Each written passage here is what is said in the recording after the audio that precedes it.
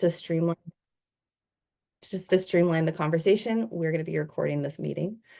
Yeah, we'd like to streamline taking feedback, so there will be no chat feature.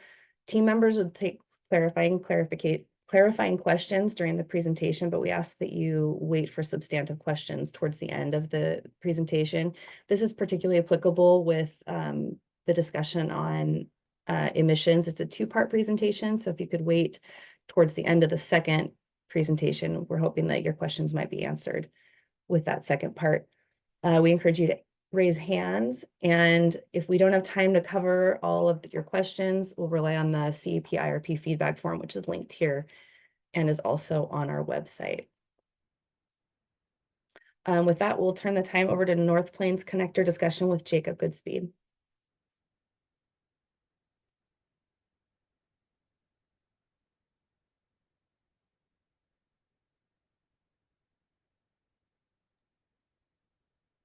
Good morning. Thank you so much, Caroline. Glad to see everyone and glad to be back in the IRP Roundtable process.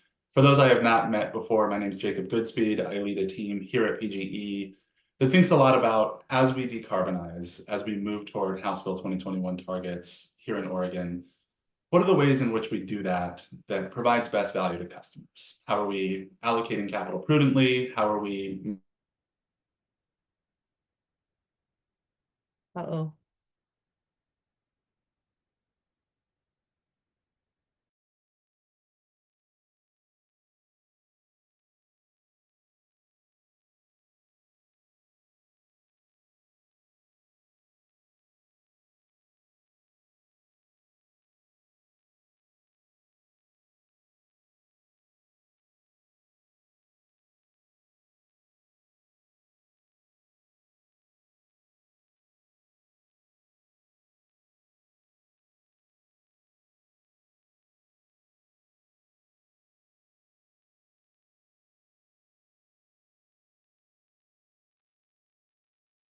Looks like Jacob's mic isn't working, so he's going to rejoin really quickly.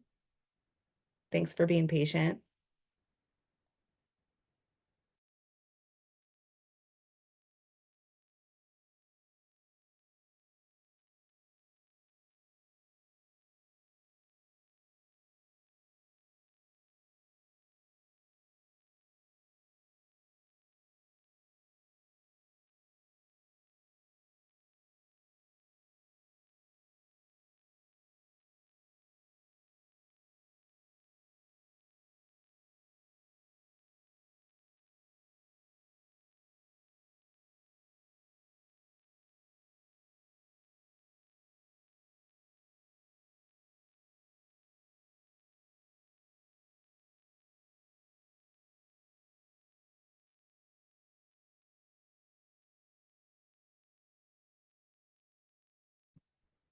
Okay, let's try this again. Caroline, are you able to hear me now? Yep, sounds great. All right. Well, sorry everyone for the technical challenges as we get this kicked off. Glad to be here. Really excited to talk about North Plains Connector. For those who I have not met, my name is Jacob Goodspeed. I lead a team here at PGE that thinks a lot about, as we decarbonize, as we work toward House Bill 2021's targets, how are we making sure that we're making prudent decisions along that pathway and finding best value for customers. So excited to talk about how North Plains Connector might fit within that. My plan for this morning is to talk about what exactly did PGE announce when we had our announcement on North Plains Connector a couple weeks ago. Let's talk a bit more about the project itself and what the timeline looks like.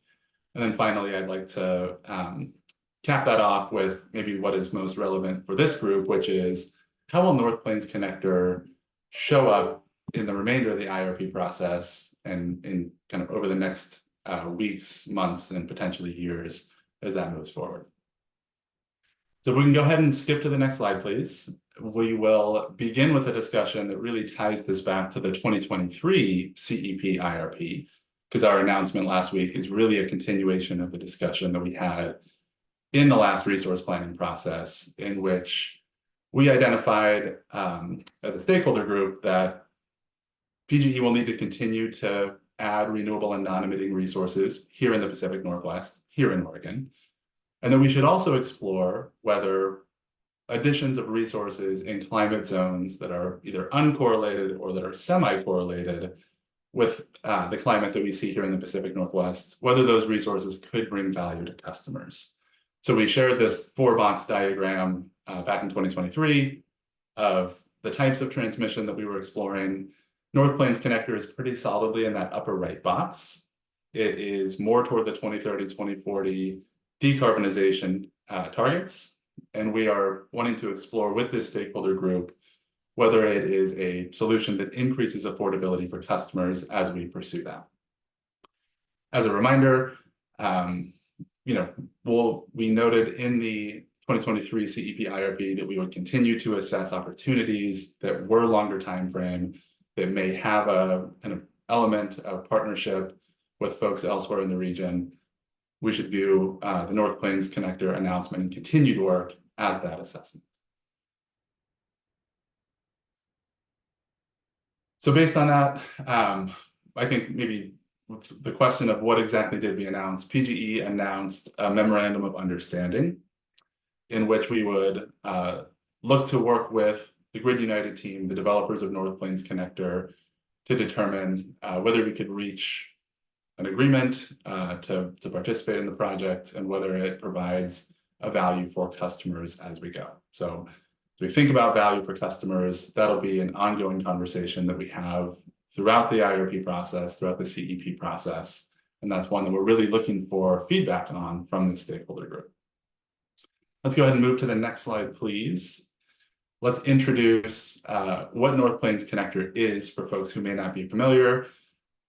So it is a 412-mile high voltage direct current, or HVDC, transmission line that runs from Colstrip and its western terminus to 2 locations at the eastern terminus. So this graphic that's up here identifies Oliver County as the northern connection point in the east. And that is, of course, a mid-continent independent system operator, or MISO, locational node. The southern, on the eastern side, the southern terminus is in Morton County, North Dakota, and that would be a connection to the Southwest Power Pool. The line itself, as you can see here, is a 3,000 megawatt bidirectional line. The timing, and we'll get a little bit more into detail on the timing as we continue through the presentation, but it's expected to culminate toward a commercial online date in the early 2030s, thinking 2031, 2032, right in there.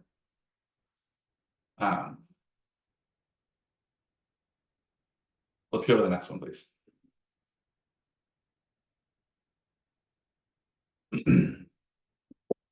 So one of the conversations we wanted to start today, and again, that will continue, is what would the value of, as we continue to add resources in the Pacific Northwest, what would the value of resources be along that North Plains Connector pathway in Montana, in North Dakota? Grid United has put together a preliminary analysis with Creative Renewable Solutions that indicates that there might be some value there. What we see here is an excerpt from that. We're reading this as indicating that it's worth more analysis. Let's dig into this. Let's see what resources along that pathway in Montana and in the Dakotas could add as far as a portfolio that is less correlated to weather patterns. And if that value exists, let's think about how might North Plains Connector bring that value home to customers. And so as we think about kind of what we're seeing on this graphic here, we're excited to work with folks on this call and folks in the CEP IRP process to double click on this a bit and to better understand what might best value for customers look like, how might we make investment decisions on something like North Plains Connector, how do we think about getting things west from Colstrip, what are the resources that we add along the way. Let's go ahead and skip to the next slide, please. So what we see here is a timeline of what's ahead of us. Right now, we are engaged in, or I should say Grid United is engaged in permitting and engineering work. working through kind of those state level processes in Montana and in the Dakotas. The project has submitted an application for federal funding through the US DOE's GRIP process. So as we kind of on the PGE side and on the Oregon side are engaging in analysis to show how might this project bring value on the project development side, they are working closely with kind of state and local folks to put together the building blocks of how might this come to fruition in the early 2030s.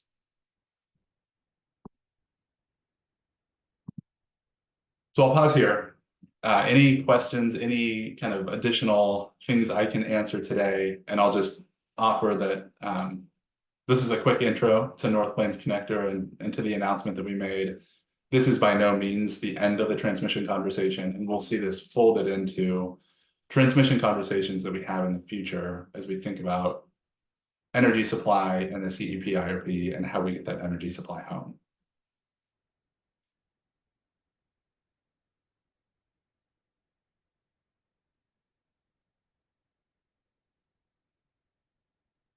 Okay, I saw a couple hands. We'll go Fred, Pat, and then Jake, if that's okay. Fred, what do you have?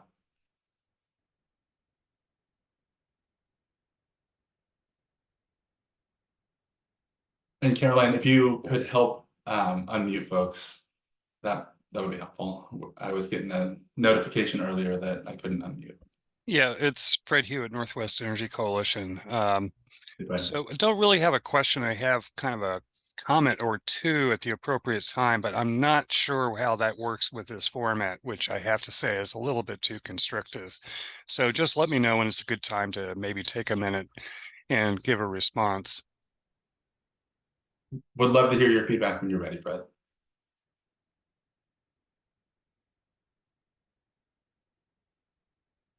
All right, now we have to unmute every single time. Okay, no, wait. I can hear you loud and clear. Sorry, this is like a double lock thing. It's really annoying. So just to say, been around a while, and I have to say, I didn't see this coming. Our group talked to Michael Skelly from Grid United and his team about a year ago. This is one of several DC connector projects they're proposing. It's all quite impressive. He used to be, for those who don't know, he used to be with Clean Line, which is moving forward, a number of projects, big DC projects. And so we know that he and his team are pretty capable. And so what I didn't anticipate was that PGE would be interested in this. That's the North Plains Connector is a long way from here, but I have to say it makes a lot of conceptual sense. Of course, as you pointed out, this is just a MOU type of agreement at this point, and that does not, it's not a commitment by PGE in kind of a binding sense. But I think it's a good idea to be first in line for this kind of thing if you've looked at the business case and it makes some basic sense. The second thing I want to say is after the big January freeze, I did a great deal of background research to try to figure out what was going on, especially with the weather and load and also generation. And although I haven't put this out in public, I've done quite a bit of research on wind and what happened during that storm. An interesting thing that happens, not surprising at all when you think about it, is when we get these big, deep Arctic cold outbreaks, they come in with very fast, they're very cold. Ironically, or whatever, they bring a lot of energy. There's a lot of wind that comes with the onset of those storms. And then you typically get a cessation period, when it gets really, really cold. But the wind surge before the cold fully arrives is a really interesting phenomenon. And I was able to track that across the country and across multiple events going back several years. So what this does for winter use for PGE is it would enable PGE to tap in to that moving front as it goes across the country all the way out to the Dakotas and beyond into MISO and SPP. That's a day or two of extended wind production that we could tap into if we have another one of those really deep cold January freeze events, and we will have them. It also provides a lot of access to a really large part of the North American power market, which, you know, the saying now goes, you want a market bigger than your weather. And I think that really, you mentioned that. So I just want to say congrats to PGE. This is a really bold thing. You know, yes, it's not a firm commitment.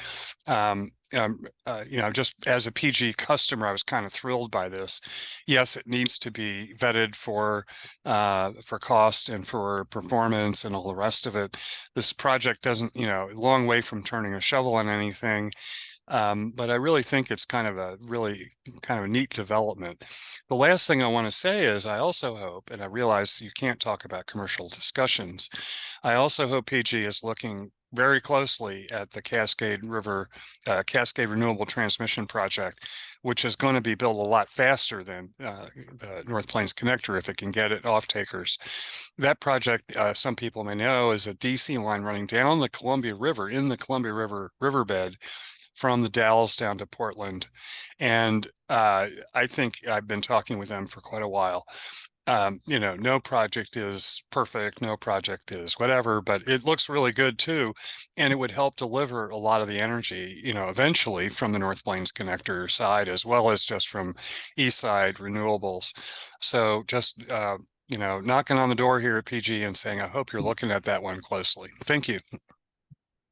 Thanks, Fred. Really grateful for that feedback and very, very much looking forward to continued work with you and your team as we think about, you know, how these move forward, what value these bring, assessing the performance. Yeah, would be grateful for that continued conversation. I think Pat was next. Thank you. Yes, I just have a simple question. What, in your sense, what is the relative value between the energy value and the capacity or reliability value that this would provide? And maybe it's too early to tell, but I'd like a sense of that. Yeah, I'm glad that you asked that. That's a great question. I think that that's what you'll see us come to the stakeholder group with over the coming months, and, you know, a little bit sharper indication of, as we talk about things that are uncorrelated or less correlated from the weather that we have in the Pacific Northwest. Fred mentioned, you know, a market that's bigger than your weather. We'd like to show that value and work with the stakeholder group to identify what that value is specific to things that would be on this path in Montana, especially, you know, as we move toward the Dakotas. You know, we have wind resource out in Montana that has performed well and has kind of shown less correlation to wind that we have in the Pacific Northwest. I think we want to continue to explore that. So just conceptually speaking, the capacity value that those resources would bring, the energy value that they would bring, kind of expands our footprint in a way that we think is beneficial. As far as what is the exact number, I think that's still TBD. All right, and getting it from Colstrip is not a problem? Because this is just connecting to Colstrip, right? It is, yeah. But, you know, as we think about the timing, this being in the early 2030s, there could be an exploration of, you know, how do we use Colstrip rights that are on the system today for Colstrip to bring something renewable and non-emitting home instead. Okay. Thanks. Yeah, thank you. Hey, Jake. Good morning. Yeah, a few follow-up questions on this. I know a couple different slides, but in these cost assumptions that you have on slide 8, do those include the cost of the transmission line, or is that just the energy? That's just looking at the energy, Jake. Good so question. there's additional CapEx on top of those costs, and you have an estimate of what the dollars per megawatt hour, you know, LCOE equivalent is of that for that transmission capacity? The slide that you're talking about just looks at energy, right? It's what could we get home, or excuse me, what is the production profile and the relative cost associated with that? As you're noting, any resource decision would also have to take into account how do you get it home, which will be part of the conversation on North Plains Connector and really anything we're doing moving forward. But so that's a $3.2 billion project. So there's, and I guess what the stake is that you guys are talking about there, but you know, multi-hundred million to $1 billion sort of potential total cost to add to that cost stack for those couple hundred megawatts of additional capacity. Is that the right ballpark? Yeah, I mean, I think our intent in partnering with Grid United is how could we identify federal funding, identify ways to make the project as affordable as possible. But yeah, that'll be part of the exploration, Jake, is what's the full cost picture and does that benefit customers? Okay. Yeah, well, I think it'd be helpful to see that. And I think the rough math, 20% of $3.2 billion per the press releases would be $600+ million for 20% of 3,000 megawatts of, that says 600 megs of capacity. So then back to your slide, you're showing a couple, 100 to 200 megawatt type scale of benefit. Why is it that number of benefit instead of the 20% equals 600 megawatts of capacity that would be corresponding to your ownership stake? Is that on the same slide, the one that was showing like Pacific Northwest, Montana, Dakotas? Yeah, the slide 8, where it says, perfect capacity, you have a 67 to 100 megawatts, 127 to 221 megawatts, 155 to 192 megawatts. All of those are substantially smaller than the 600 megawatts. Why is why are those numbers a third to a fifth of the estimate based on the 20% stake that you'd be taking? Those were prepared before PGE kind of had an MOU structure and had signed that. That was more of a, as the developer had prepared some preliminary analysis of what the different resource profiles might be. That's what we're looking at there. It's not intended to be based on PGE's MOU and the exploration that we're conducting. Here is the opportunity sized to the amount that we identified in the MOU. That is still to come, right? We'll want to look at a similar analysis to this, but sized to what we're looking at and kind of what we're thinking. This is just an indicative look at, some early analysis. What might the resource portfolio differences be? Yeah, I mean, those are all public numbers from the MOU PRs from various firms, including yours. And I guess, yeah, there's a bunch of correlation if somebody's trying to figure out like what's the corresponding math. If you're paying for $600 million to have a bunch of capacity that you can only get 200 megs of stuff, that sort of has certain implications, or what are the cost correlations, or if that's constrained by the transmission from Colstrip back to the Portland system. Because I think the CEP study showed that after the M2W stuff, which I'm not sure PGE is in line for those transmission requests directly, at least, then the gas upgrades are still, like that's a multi-decade type problem to get additional capacity from Montana back to Oregon. So it's not clear to me how you would actually get all of that back to Oregon. So it'd be helpful to understand that. And then on the timeline slide, you guys have like a 1 to 2 year permitting timeline for something that seems like it would normally be 10 years plus or minus. Can you explain why you're presuming a 2-year timeline for something that's going to go through a full NEPA process that has not started permitting and won't until at least next year? Yeah, thanks for the question. I can either follow up with you on the specifics, or if there are any Grid United folks on the phone who would like to weigh in, I'd invite them to. But like I said, happy to follow up. Yeah, I think I just want to flag this as a bigger question for the entire IRP and CEP process. I think our presumption that would be 5 years for permitting any power line would be aggressive. 10 years is probably a middle of the road assumption, and 15 is probably likely on a lot of stuff. And the Bonneville TCEP shows mostly 15-year type upgrades to get things from the eastern end of the system to the western end of the system, even before you get to the Montana transfer capacity issues.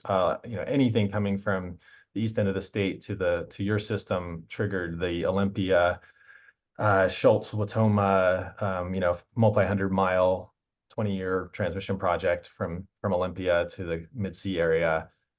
So I guess as we go through all of these, I think we need to come to some sort of baseline that doesn't keep us in antagonism for the next year, arguing about you're assuming a year or two on every transmission project that should be 10 years and so forth. So we'd appreciate some attention to that and discussion. And it's hard to look at something like this and find it credible at all when you have something that's like categorically inconsistent with every transmission line permitting timeline in the country.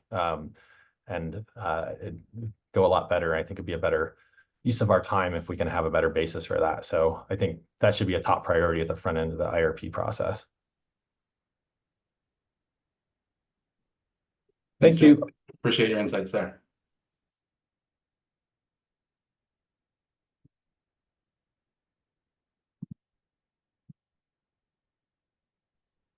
Okay, I'm not seeing any other hands raised. So just want to say thank you again for the conversation as we introduced North Plains Connector to this audience. Like I said, this will be a regular part of our conversations as we think about energy supply in the CEP IRP and then the pathway to get that home. So looking forward to those conversations. And Caroline, I'll turn it back over to you. Thank you. Thanks, Jacob.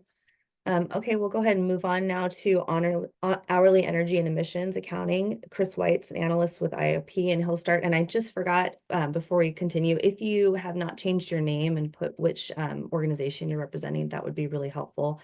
And I also apologize for the muting issue. I think that it's fixed now. Okay, Chris, when you're ready, thank you. Okay, great. Caroline, can you start my video, please?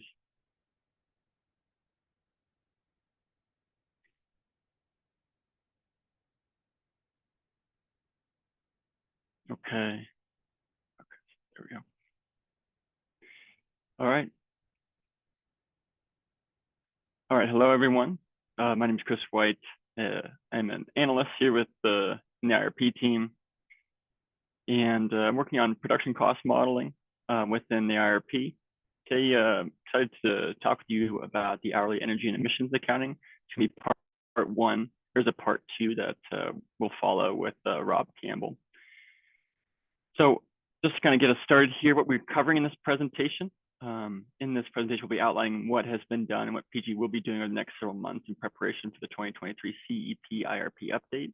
Just to be very clear, though, we are also, or what we are not covering in this presentation, we are not discussing results of any new analysis. That's going to be on the horizon, being worked on right now.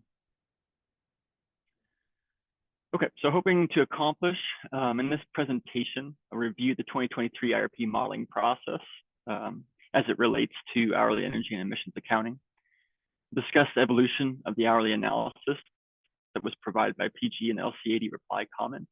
Now cover the actions that PG is implementing for the 2023 IRP update. So let's get started. All right. In this portion, before we begin, in this portion, part one of the presentation, we will not be discussing ROSI's portfolio development, but focus instead on the challenges of using the PZM, the Portland Zonal model, and the intermediate IGHG model to develop a system for hourly energy and emissions accounting. So I want to use this slide that we're on right now to review the basic modeling framework underlying the 2023 CEP IRP modeling as it relates to hourly energy and emissions accounting. So let's dig in.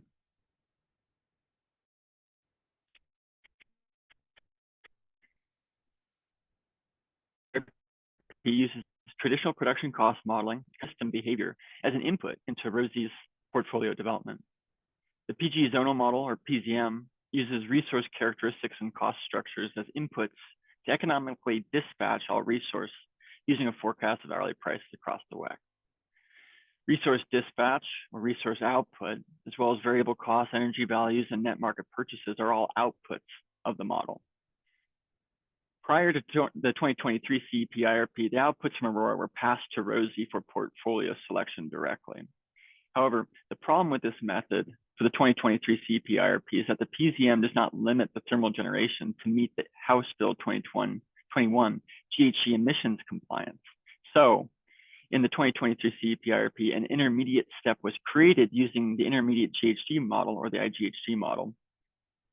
And this took the total thermal generation by resource as dispatched by the PZM and the production cost modeling up top. So it used that total thermal generation, and the model constrains the thermal output and market purchases to a megawatt hour level that results in total emissions levels matching the GHG emissions glide path. And then from this thermal allocation IGHG model, it passes that information over to Rosie. Okay, so Rosie will then select resources based upon the amount of thermal generation that's compliant with House Bill 2021 and the market purchases. So that is just kind of kind of hoping to stand on top of this kind of basic outline of where we're going today, or what has been done in 2023 CEP IRP going forward. Go next slide. So on September 6, 2023, PG filed LC80 reply to round 1 comments. In section 4.7.1, PG included an hourly analysis of the preferred portfolio. Pretty simply, we created an hourly position. So this was assembled by taking the total non-thermal generation, the IGHG constrained thermal generation, market purchases by hour, and then subtracting out the hourly load. Very simple. Across the year, the average hourly position came out to 9 megawatt hours. From an annual perspective, PG appears resource sufficient in 2030 using the 2023 CEP IRP preferred portfolio and the existing methodology. However, the problem identified in LC80 comments stems from the question, how will PG resolve hours in which PG is short on generation and market purchases to meet load? Or in other words, how will supply and demand be balanced in those hours while respecting the House Bill 2021 annual emissions limit? Feedback given by staff was, due to correlation between PG's position and general market conditions, it is unlikely that PG will be able to rely upon non-emitting energy from the market during those short hours. We'll discuss that more in later slides. So given this framework, there were some simple assumptions that PG needed to address in the round 1 analysis discussed in the next slide. We can go to the next slide. So the central modeling question that emerged was, how does the hourly analysis allocate thermal generation and market purchases? Since the PZM uses prices, input prices, to determine resource dispatch and the corresponding costs, the decision to run the resource does not depend on the system position or the annual emissions constraint. Consequentially, the PZM's economic dispatch logic ended up allocating thermal generation to hours in which PG was already long. Or in other words, we were running thermals when we were already long, amounts to running precious dispatchable generation that could have been saved for other hours, potentially hours in which we really need it. So the hourly analysis reallocated this energy, 148 gigawatt hours, to hours in which PG is estimated to be short using, we had 2 approaches here. So the first approach was balance the position for hours that PG is most short. So the kind of the deepest holes. And then the other approach was to balance the position for hours that PG is short and prices are highest. Both approaches reduce the number in total megawatt hours that PG is short across the year.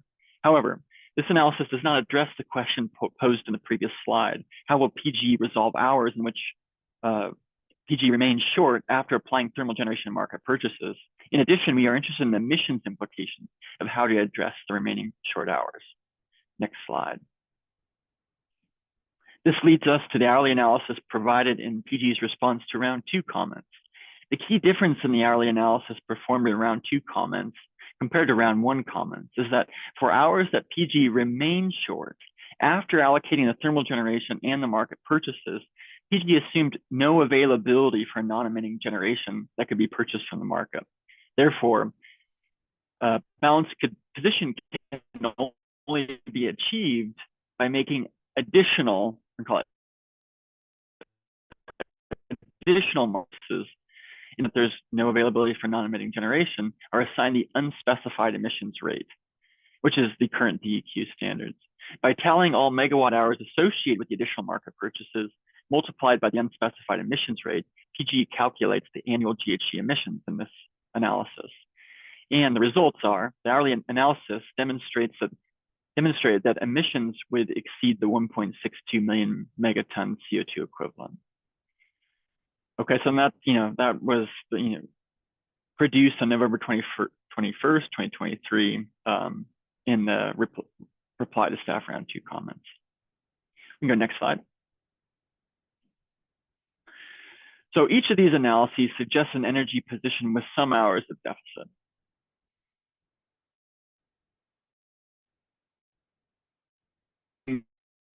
No market to buy, no forecasted the need to purchase energy would be forecasting HB 2021 non-compliance.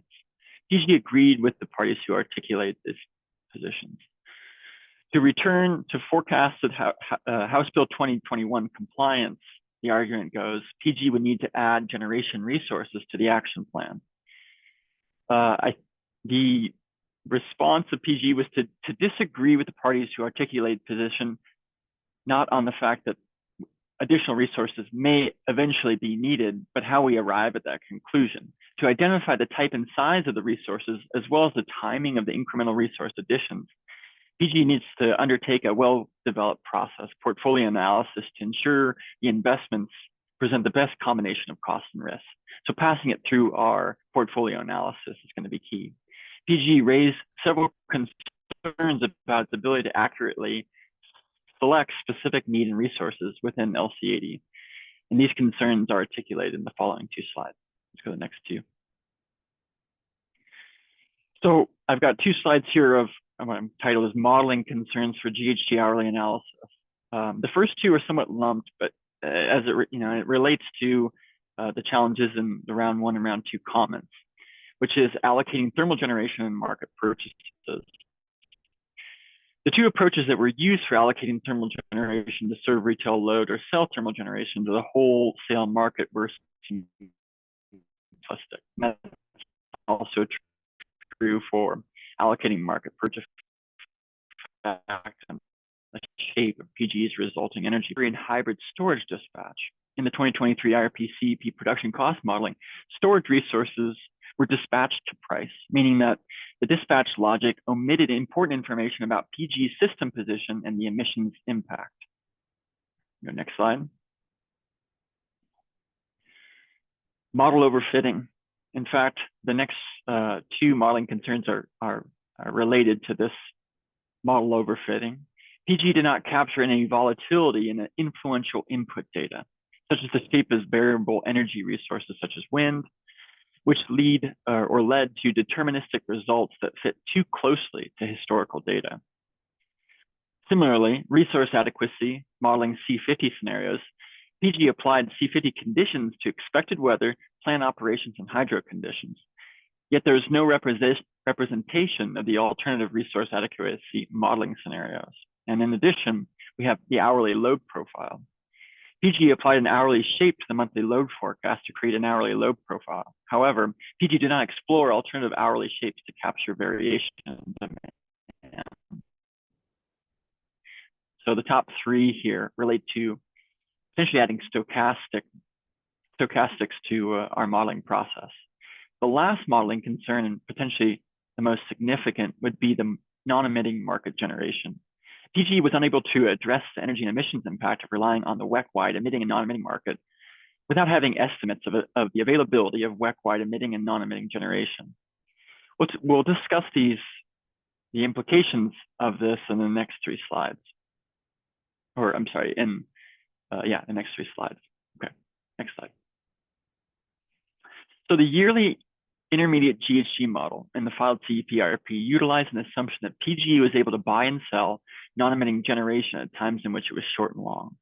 If this assumption was false in the analysis, then both PG and staff's draft analysis were in alignment. Both pointed to a need for an increased quantity of non-emitting generation to be acquired between now and 2030 to ensure compliance with House Bill 2221 under expected average conditions. However, if this top bubble is in fact true, that PG is able to utilize non-emitting generation in times of which it's short and long, or a market for non-emitting generation, then this analysis indicates that meeting emissions reduction targets with the preferred portfolio set of incremental resource additions is possible under expected conditions.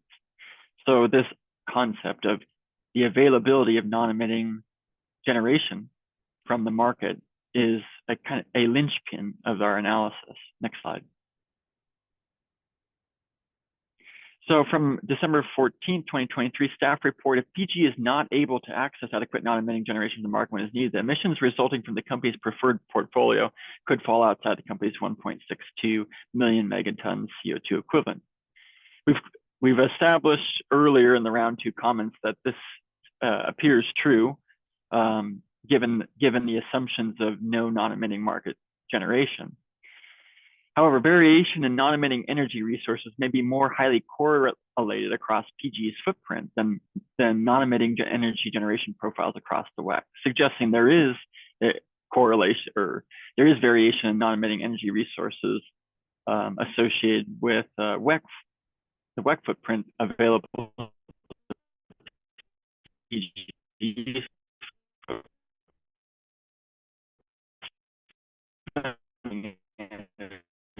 Non-emitting generation is scarce, makes it difficult to estimate.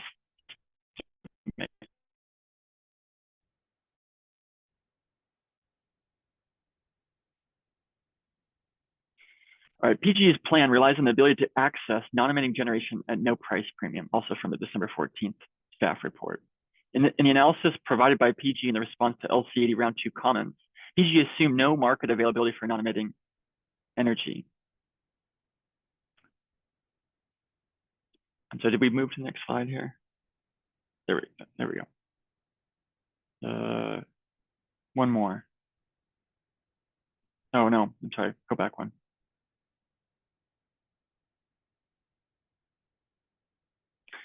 Okay, so I'm not sure, I'm seeing the slide 20, but I would like slide. Okay, I'm gonna keep going here.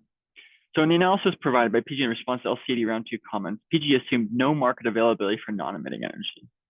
All market purchases above those allocated in the IGHG model, which allocates the compliant amount of market purchases, were treated as unspecified and assigned the default emissions factor. So assigning the default emissions factor is consistent with current DEQ GHG reporting requirements, as I mentioned before. However, it's unclear as to what the extent the regional diversity of non-emitting generation will provide Oregon retail customers with clean energy in the future. You can go to staff recommendation 3 now. Thank you. So in December 14, 2023 staff report, staff identified the following impacts associated with PG's current annual aggregation of emissions accounting. PG's annual approximations neglect important aspects of system operations that may impact the company's annual position. We've highlighted at least some of those. PG's plan relies on the ability to access non-emitting energy from the market during hours when PG's load exceeds its available non-emitting generation at no price premium. So staff is concerned that this assumption results in an overly optimistic assessment of resource actions. Next slide. In response, the Commission directive on April 18th, the Public Utility Commission of Oregon issued order number 24096, directing PG to make the following revisions and resubmit the revised plan with its CEP IRP update in 2025, according to staff recommendation 3, which we just covered. In this directive, PG shall conduct hourly production cost simulation of its preferred portfolio under the reference case in a manner that separately tracks hourly purchases from hourly sales. PG will use this analysis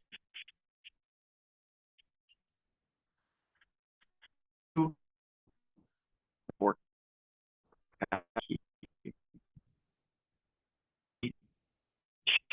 portfolio accordingly and provide a brief narrative. So now let's transition to the actions that PG has taken for hourly emissions accounting. Next slide. Okay, so this is on the far right, we have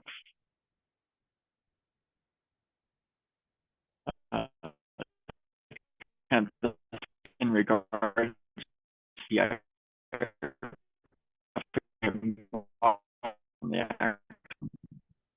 so the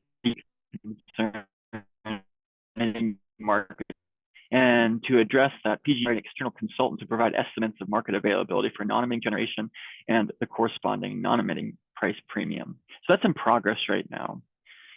also in progress right now is the battery and storage dispatch logic. So within our Portland zone or PG zonal model, the potential action is to replace the current economic dispatch logic with an alternative that better incorporates the need to reduce GHG emissions for battery and hybrid dispatch. The proposed potential actions include the thermal generation allocation, the market purchase allocation, as we discussed before, which would be to explore alternatives to the price showing and deficit logic in order to incorporate thermal operating constraints and prevent thermal dispatch when PG is already long. Also, the case for market purchases would be to better incorporate and understand the non-emitting market conditions. So those are proposed. In addition, exploration of hydro dispatch logic in the current modeling paradigm that would consider alternative hydro dispatch logic that could be co-optimized with other dispatchable resources. And that's not, there may be improvements being made upon the current logic built into the modeling today. Now, the bottom four are unlikely for the 2023 IRP CEP update. However, are long-term actions that PG is seeking to take. The three of these, the hourly adequacy modeling, model overfitting, and hourly load profile involve adding stochastics. For resource adequacy, create alternative sea level choices for low and high scenarios to expand the analysis beyond the C50 average system conditions. Model overfitting would be to add stochastic representation of VERS, variable energy resource profiles, to capture uncertainties surrounding that volatility. And then for the hourly load profile, add variation in load forecasts and load shapes. The last one I've included here is something that's been mentioned before, but the inclusion of ancillary services to expand the PZM modeling to include our hourly AS requirements for better representation of that thermal generation allocation in the optimization. Okay, let's go to the next slide. This is my summary slide here, just to kind of give a visual depiction of the CEP IRP update. Using the production cost modeling, the PZM, Portland PG zonal model, using the embedded optimization within that production cost model, the goal is to create a modified PZM for this purpose of the validation of the GHG emissions accounting. It's going to incorporate the analysis provided by the external consultant, the market for non-emitting energy, that would include a non-emitting price premium and market availability. That'll get folded in to this modified PZM. That'll include the results of the intermediate GHG model, which will provide the thermal generation required to serve Oregon load and the market purchases. That'll be baked into the modified PZM as well, along with alternative storage and hydro dispatch logic. And that output from the modified PZM will be passed to the GHG emissions workbook to calculate annual emissions from the resulting hourly energy position. Now, part two of this presentation will be looking at the GHG emissions workbook and its interaction with Rosie's portfolio development. And with that, I will pause for questions from the group.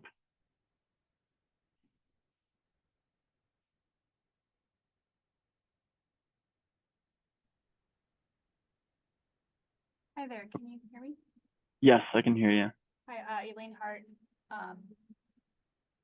Women Energy Insights, and I'm working with PUC staff on some IRP stuff right now in terms of my affiliation.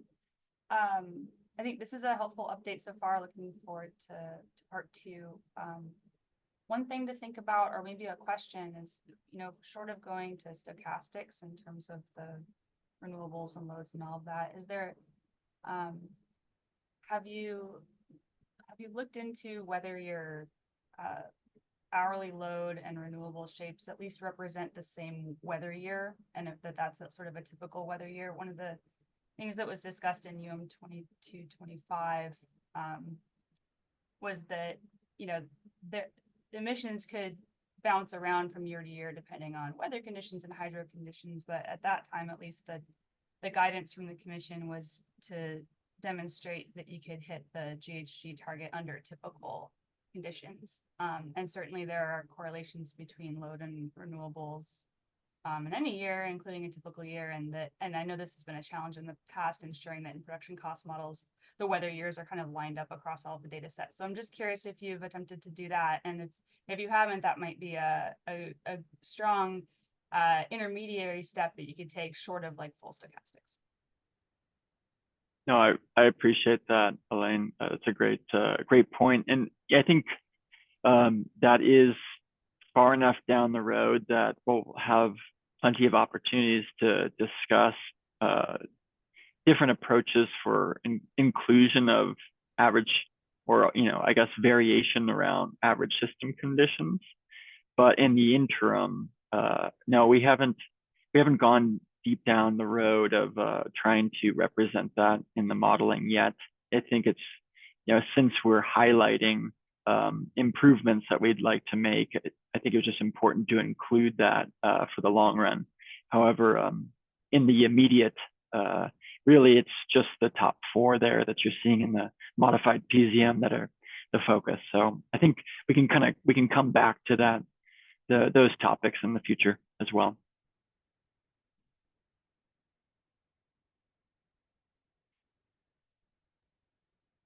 All right, Angus. Yeah, hi, thank you. So I assume from your presentation that your GHG modeling does not distinguish between emissions from coal strip or emissions from your gas resources, and so should we also assume that if there is an early termination to the coal strip plant, that your model will simply shift the permitted emissions away from that plant and onto either your gas fleet or market purchases that are gas based? Hey, Angus, this is Seth Wiggins. Yeah. I guess first clarification is it very much does distinguish emissions coming from coal strip versus any other thermal. You know, the emission rates of each of these plants is pretty critical when conducting all the emission accounting. So it's very much a focus of us trying to understand, you know, what's coming from coal strip versus Beaver versus Cardi. And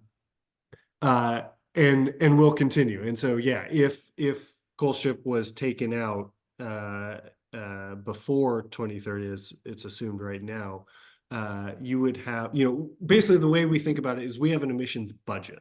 So in 2030, 1.62, you can't go over that. And so really the question is, okay, how many megawatt hours can you get out of that budget? And the better the emission rate, the more megawatt hours. So life is much better with lower emission rate plants. And so that would, if we were to do an analysis that looked at coal strip before 2030, the problem in which we're trying to solve would look better. Or how to say this? It would be less of a challenge to fix that energy deficit because it would be smaller. Okay, so the model is going to look for, you know, the resource that produces the greatest output, you know, for the least level of emissions, because that way you get more output within your budget. Is that another way of saying it?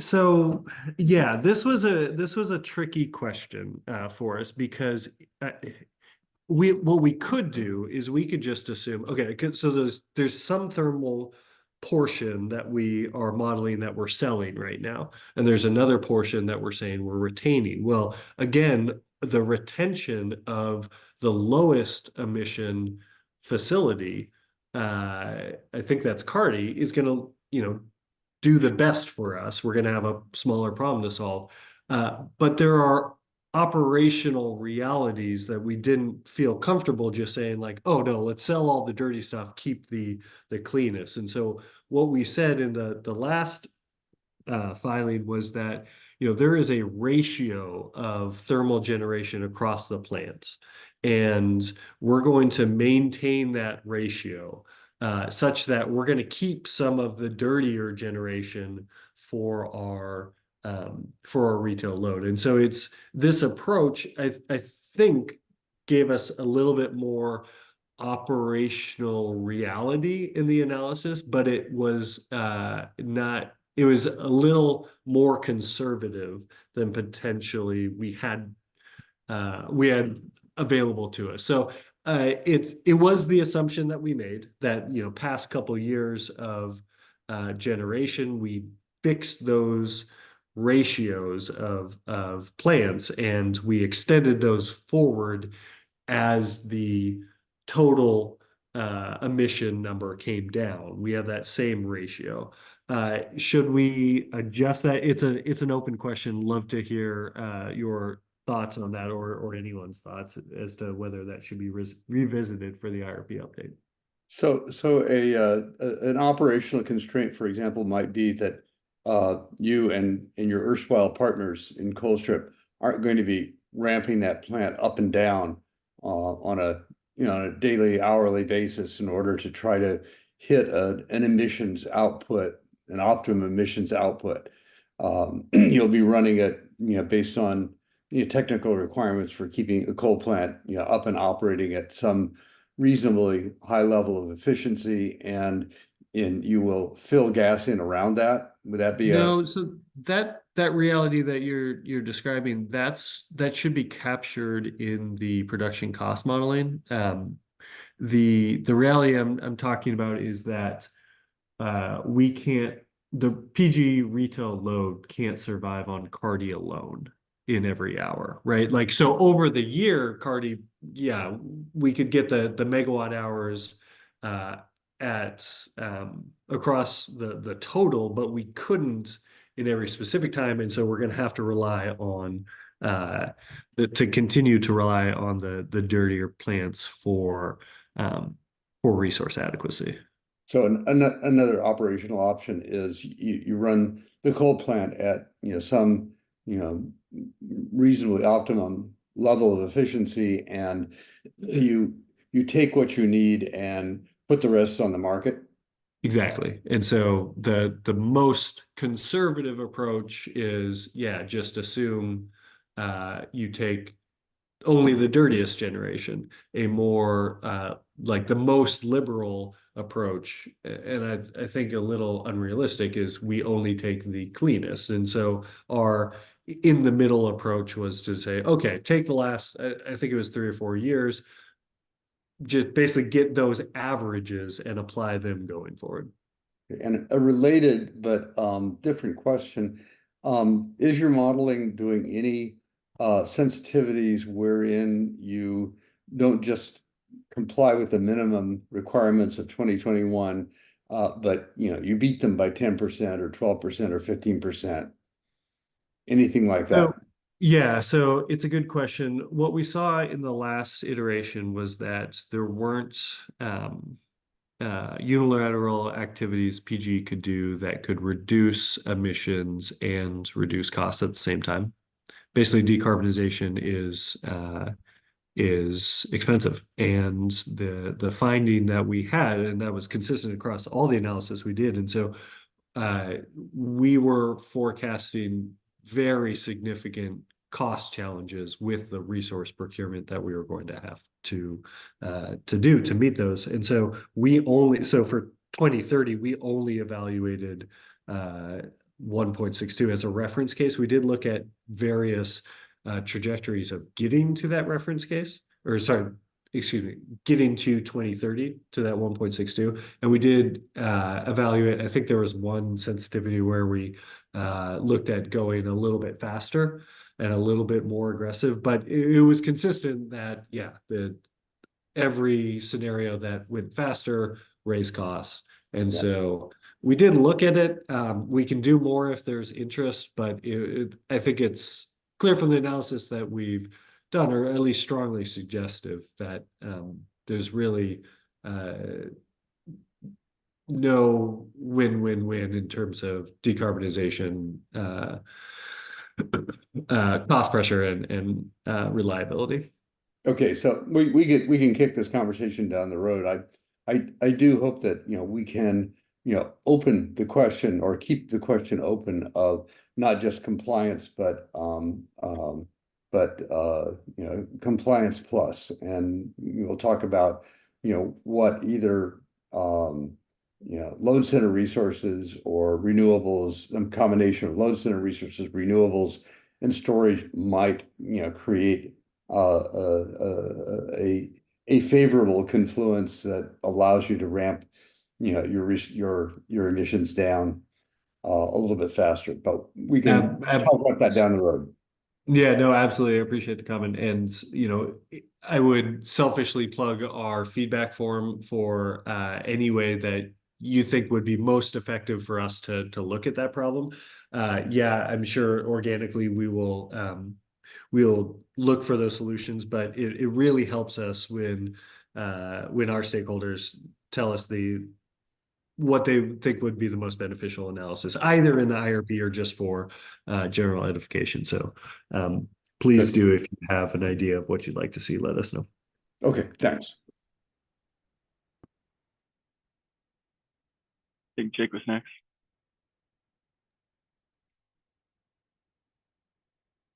Yeah, thanks. Yeah, a couple of questions across that stack of slides.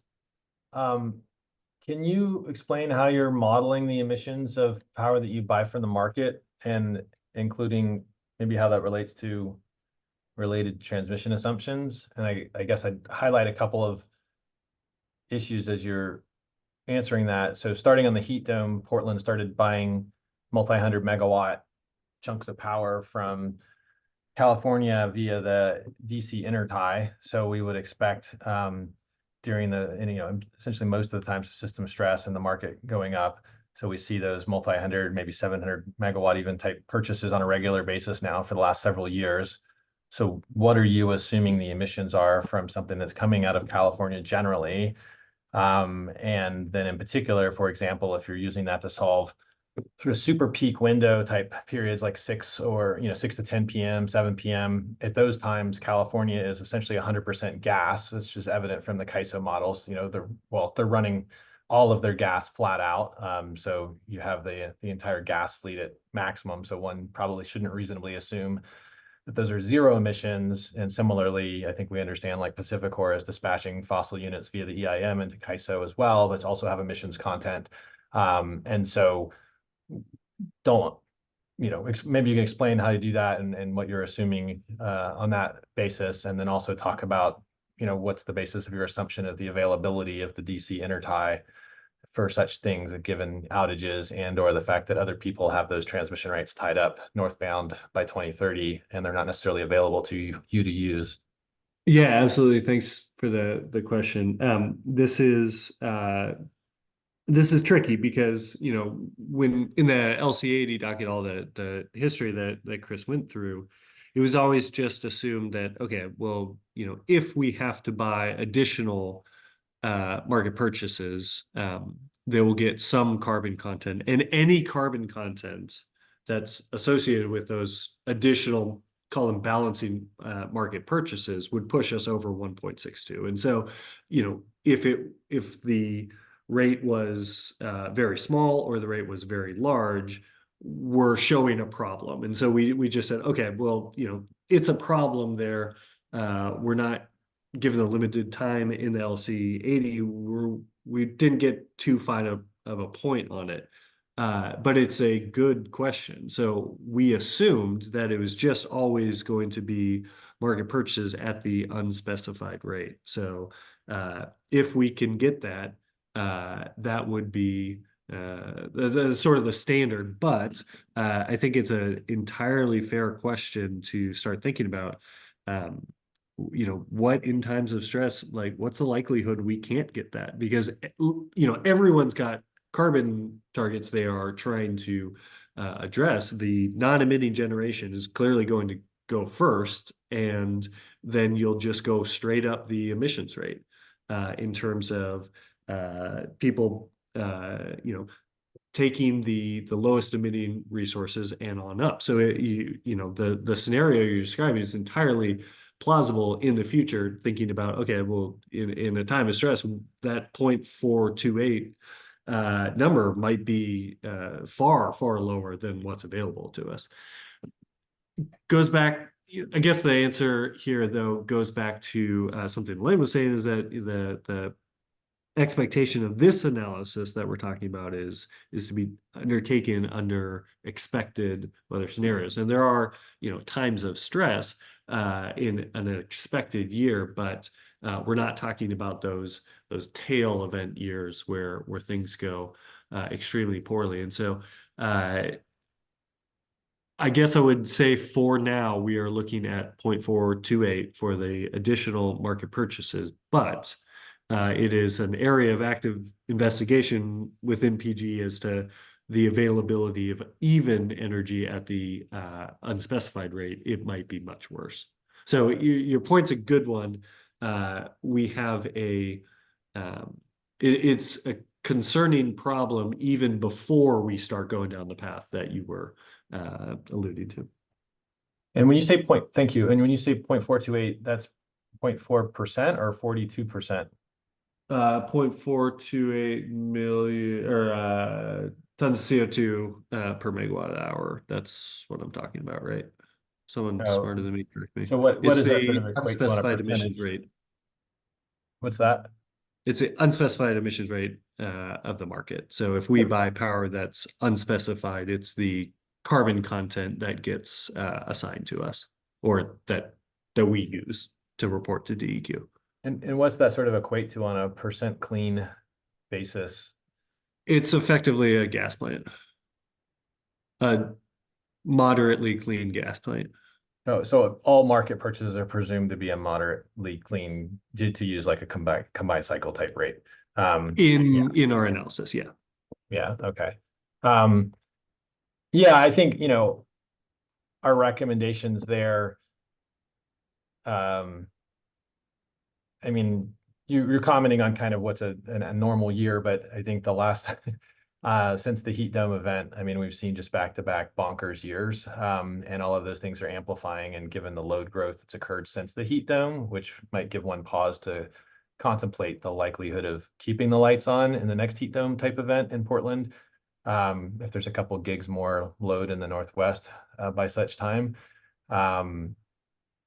But most of that is coming from California, and probably California is essentially authorizing diesel units to run in ports and things like that are completely unregulated, to meet those needs. So it seems like it should look like the California gas fleet average for all of those times, or in proportion to that. For what it's worth, that the 0.428 value does come from the California average, but it's to your point also, it was the 2011 average that the CEC decided to keep around in 2018. So it's a dated number, and again, might not be applicable. Yeah, I think that's a pretty quantifiably direct thing. Like there's a limited stack of fossil units, they run fully. The CAISO has data. I mean, anytime you look at the CAISO supply app that you can download on your phone and the data that's available for all of that, you can see the percentage of fossil gen, which essentially is, running flat out in all peak-ish events. And then, in terms of transmission assumptions for access to all those resources, how are you treating that? Well, so that gets back to, I guess, partly part two of this presentation, and then something we discussed in last roundtable, and something we'll be discussing over the basically the rest of this year is the transmission assumption. So we're going to need new resources if we don't have the transmission to get it to PG. They're effectively they're not going to be effective, and so part of our task, our objective in this whole IRP planning process is to demonstrate that the transmission options that we have in the IRP are sufficient and realistic. And I know there's been some discussion about today, and of course in the last cycle as well, as to whether or not that's happened. We're looking forward to coming to this group with a better set of assumptions around the transmission options that we have, and the CODs in which they bring. So all I can say is we don't have that list ready for you today, and so we can't really get into the specifics. But by January, when we file, we should have, if we're doing our jobs well, we'll have articulated what our assumptions are and why they're realistic sufficiently for the planning purpose. So again, not answering your question right now, but we will between now and January when we file. Yeah, I just want to also highlight the DC and AC northbound transmission capacities is also limited now. So I think in your last cycle, there were a lot of assumptions about access and you're operationally using that, but it's not necessarily available 2030 and beyond for you to actually buy energy from those sources. So it's not just getting it from Big Eddy or John Day or Carty. If you're planning on bringing it out of California, there's constraints on the availability of that in addition to getting it over the mountains. Yeah, and I guess just as a reference on the transmission assumptions for the new stuff, I think a reasonable straw man here would be that, you know, any new power line that crosses federal lands should have not less than 10 years assumed for a timeline or the greater of that, and Bonneville assumptions plus some contingency, you know, based on their last CEP study where they published a chart of all the new transmission lines.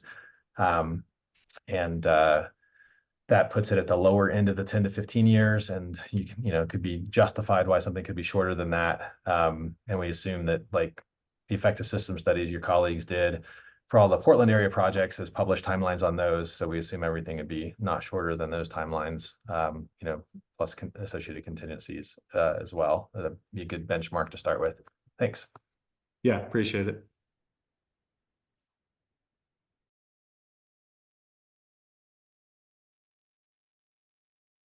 Hi, it's Pat DeLaQuille with Mobilizing Climate Action Together. I wanted to get you to unpack a little bit your comment with regards to the cost pressure. As somebody who's worked in the solar business for quite a long time, it's encouraging to see that solar and wind are now the lowest cost forms of new electricity generation. Yet there's all this cost pressure, and I understand part of it is the fact that we're using new resources, old sunk costs from dirty resources that we currently have. But also, I think part of the problem is, in fact, this transmission access that's required, and I sense as well that there should be a greater premium placed upon local and distributed resources in your whole IRP analysis, and I wanted to get you to comment on that.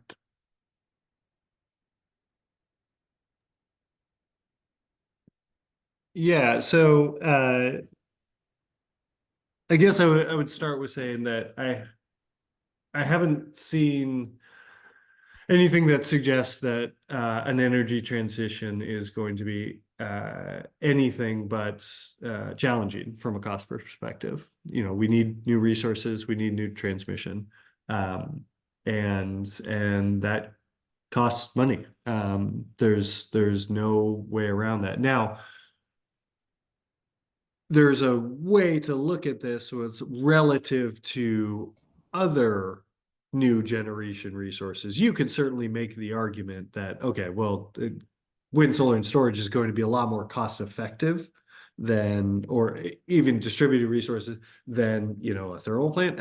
Absolutely, there are ways to look at those things dynamically, and especially given regulatory environments going forward. But the fact of the matter is that new resources cost money, and that causes rates to go up.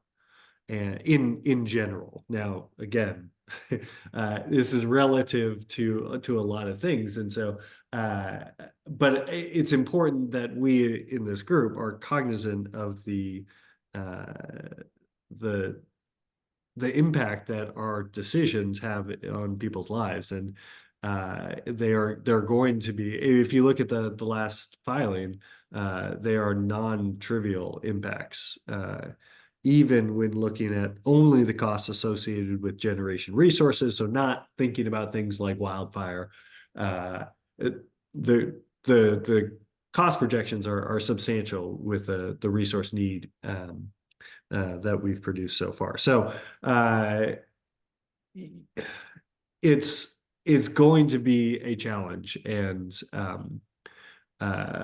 it might be less of a challenge relative to other options that we could pursue, but I would argue strongly that cost pressure is going to be a major topic of conversation over the next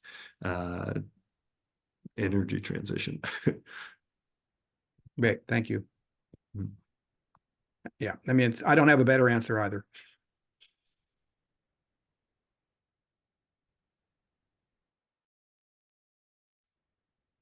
Go ahead, Fred. Hi there, I hope you can hear me. Doing the double unmute thing. So just to add a couple more things to your list of potential transmission. A little louder if you can, Fred. Yeah, is this okay? I'm literally Better, right thank you. next to the microphone. All right, so and I'll try not to take long on this. I think there is a need to look again at the situation with the AC and DC intertie. The AC intertie, it's just a mess. And Bonneville had a webinar back in January to talk about it. I don't know what's going to happen with that. PG indicated some interest in looking at the issues there. I won't go into it here. Bonneville has a FAQ on their website if you want to take a look. The DC intertie is also an interesting situation. Two things about that. One is that it could be expanded by about 600 megawatts. Studies have been done off and on for almost 2 decades now. The last attempt I made to push this issue forward was at Columbia Grid 9 years ago. I asked if they would take a look at what expansion from 3,200 to 3,800 megawatts would do.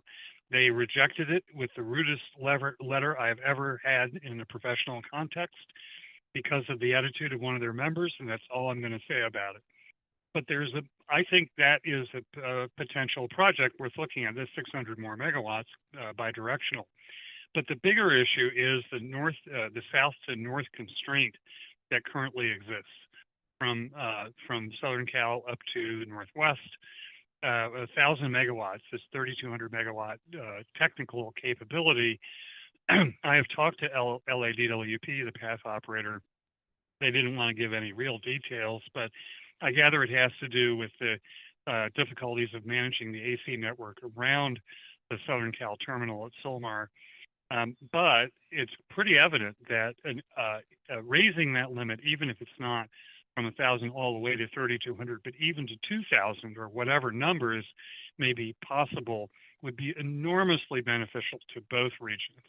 And so I hope PG will consider talking to our Southern California friends, because the line is jointly owned down there by LA, the path operator, Southern Cal Edison, and some small ownership by some of the local munis. That, to me, after what happened in January, that is absolutely top priority.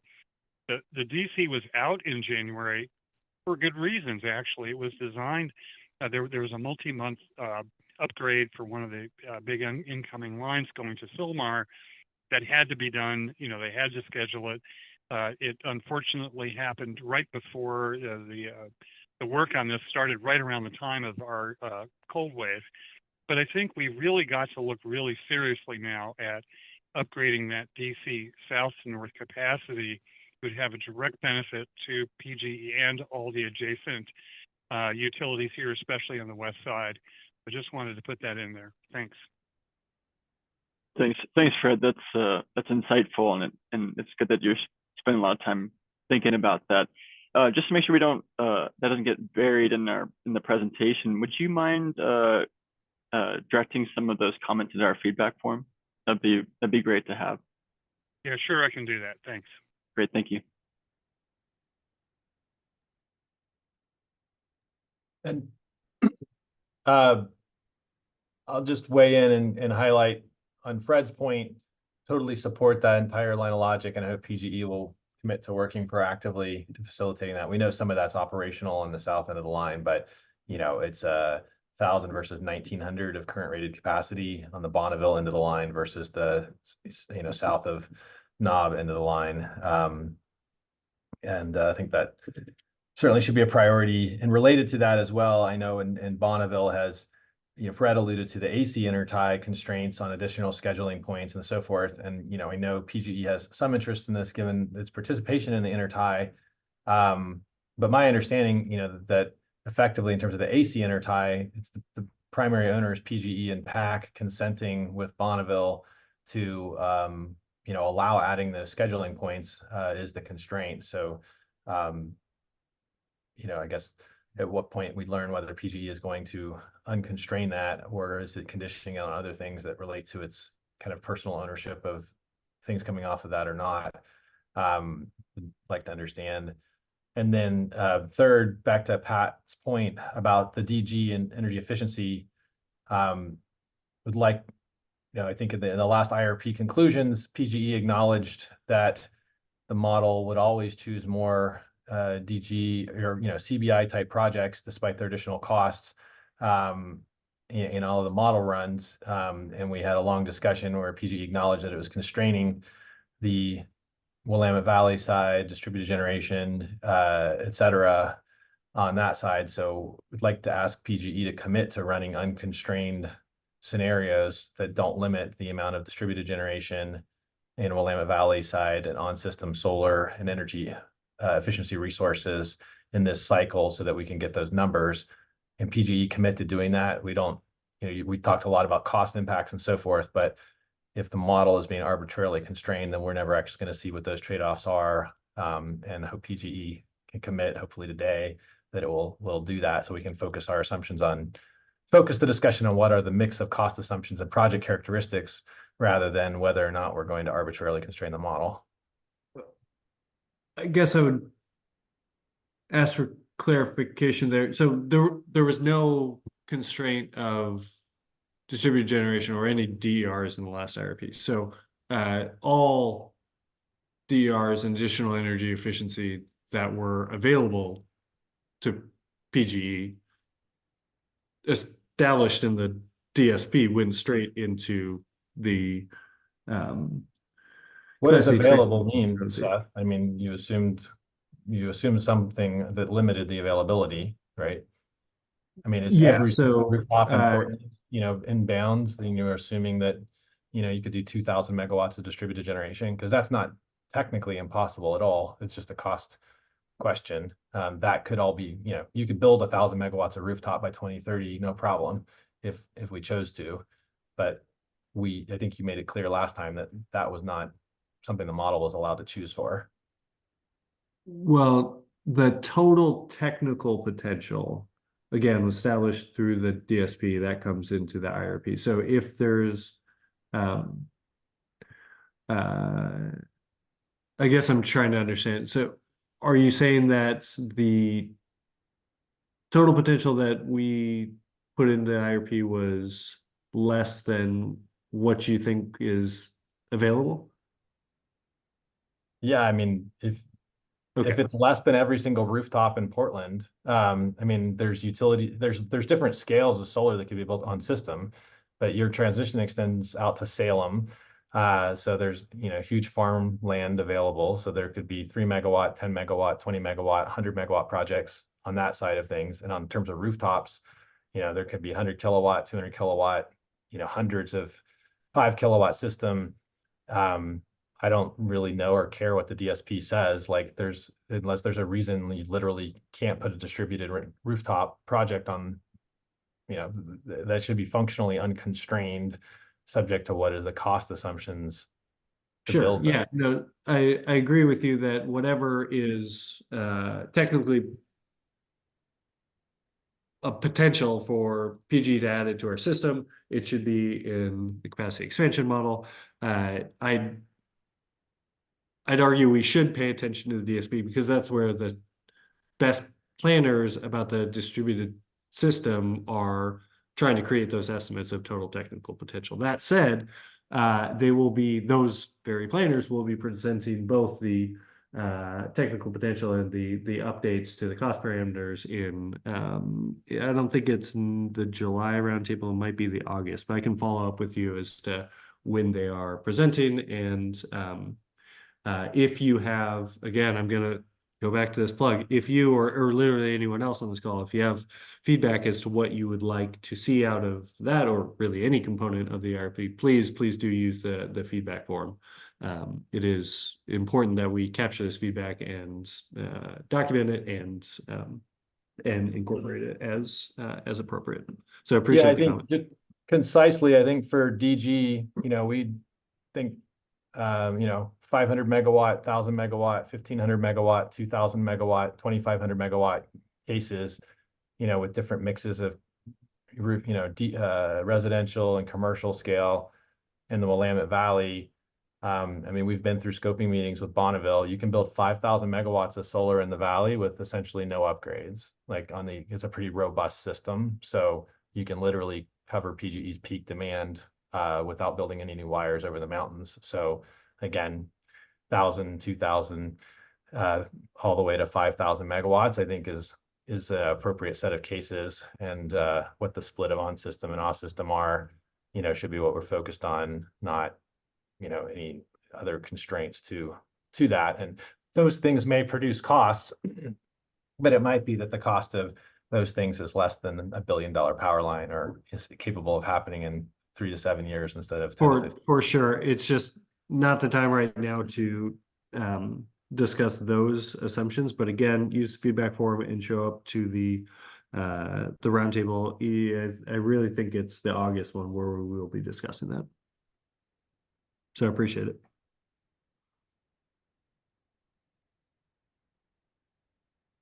I think it's a good segue to the part 2 conversation. There's no more questions. All right, thank you, everyone.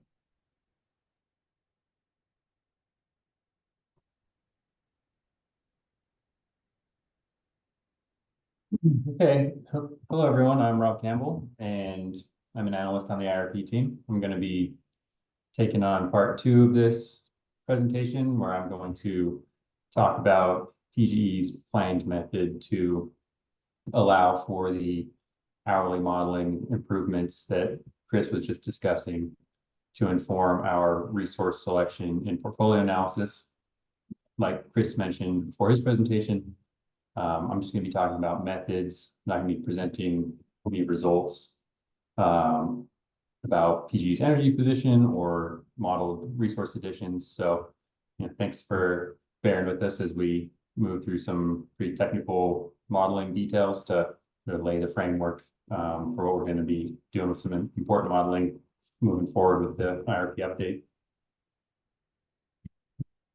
Next slide, please. Thank you. So for the hourly modeling improvements to inform our resource selection, we need to create a link between hourly analysis and ROSI. So PGE's capacity expansion model, ROSI, makes resource addition decisions for energy need at an annual granularity, ensuring energy sufficiency on average across the year. But conducting modeling at an annual granularity likely understates the quantity of resources needed to meet HB 2021 GHG emissions targets. And this is because alignment between resource generation and load at an hourly level is not guaranteed when you're using annual capacity expansion, leaving PGE in a short position in some hours, which is problematic from an emissions accounting standpoint, like Chris mentioned, when we've already sort of fully allocated our emissions budget ahead of time. So addressing short hours requires adding more resources. And in past analysis that was done in response to comments in the LC80 docket, those additional resources were just added above the amounts identified in the preferred portfolio without being informed by capacity expansion modeling. Next slide, please.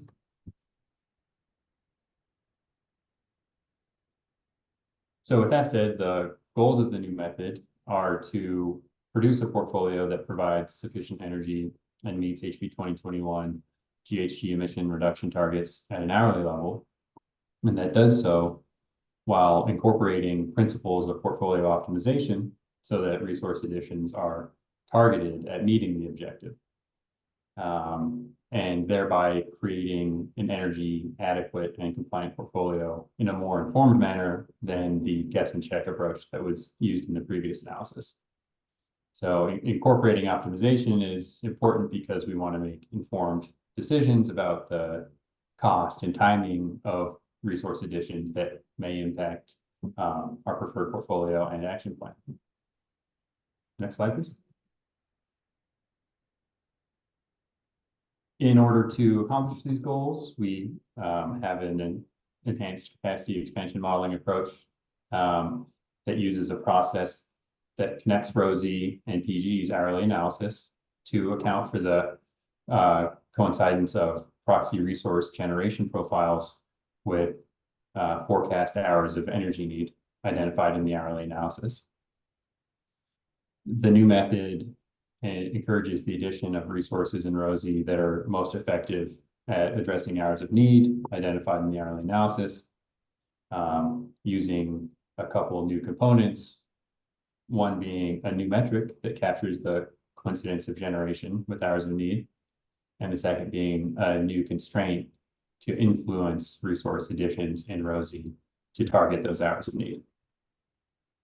Next slide, please. So the new metric, which is a weighted annual capacity factor. Currently, ROSI relies on annual capacity factors, which represent the percent of generation produced compared to plant maximum output across a full year to determine the energy contribution of a given proxy resource to the portfolio. To capture the impact of intra-annual generation shapes of proxy resources, a different metric is needed to drive resource additions towards those that help meet identified hours of energy need. So a new metric, weighted annual capacity factor, provides a measure of the likelihood of generating during hours of need for each of the proxy renewable resources being considered in ROSI.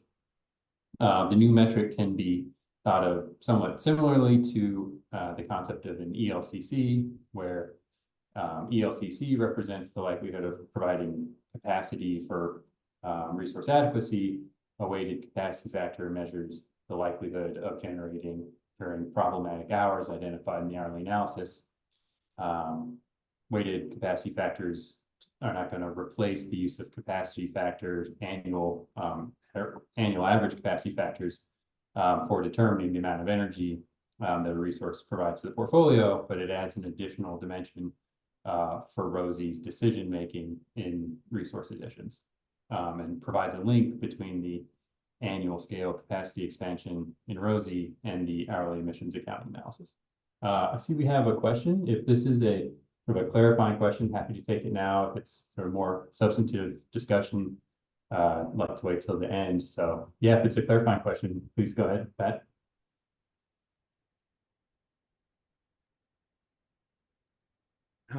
Oh, great. I was able to unmute. I just want to, can you explain a little bit in the ROSE model, which is an annual production model? How do you deal, don't you have some characterizations of years? I mean, you must need a mechanism to deal with peak demands rather than just annual demands. And I'd like you to explain a little bit how ROSI currently has some definition of what a typical month or a typical day looks like, either by seasonal or time slice, something like that. I mean, isn't there some functionality in ROSI? I'd like to better understand how you're modifying your capacity factor values. Yeah, it's a great question. Thanks, Pat. I'd say sort of the way that those elements are already accounted for in ROSI is in terms of capacity need and capacity contribution of proxy resources. So when we're talking about capacity and ability to provide that capacity during peak hours of need, we are accounting for that in ROSI through the use of a seasonal capacity need number that goes in as a constraint to ROSI. It's generated in another one of our models, in our resource adequacy model, Sequoia. We, come up with our peak capacity need in summer and winter for each year of the 20-year analysis. And then each resource has an ELCC, or effective load carrying capability, associated with it that contributes to meeting that peak need in either summer or winter. And so we're accounting for resources' ability to, their likelihood of providing capacity when we need it. But this weighted capacity factor adds a different element, which is sort of targeted specifically at the hourly energy need, which is not necessarily the same thing as our peak need, but sort of hourly energy need driven by us having to comply with emissions requirements, and sort of considering the hourly profile of need that we end up with when considering having to allocate energy, when considering an emissions constraint. In ROSI, do you track your kind of your peak or your, let's say, your by season and time slice? How many combinations of that do you use? Like 3 or 4 seasons and 3 or 4 time slices? Is that how ROSI functions, or is it simpler than that? So ROSI has a 20-year time horizon, and we look at, for energy need, we currently just look at that on an annual basis. So it's just, what is the quantity of energy that we need in, say, 2028 on average across that year.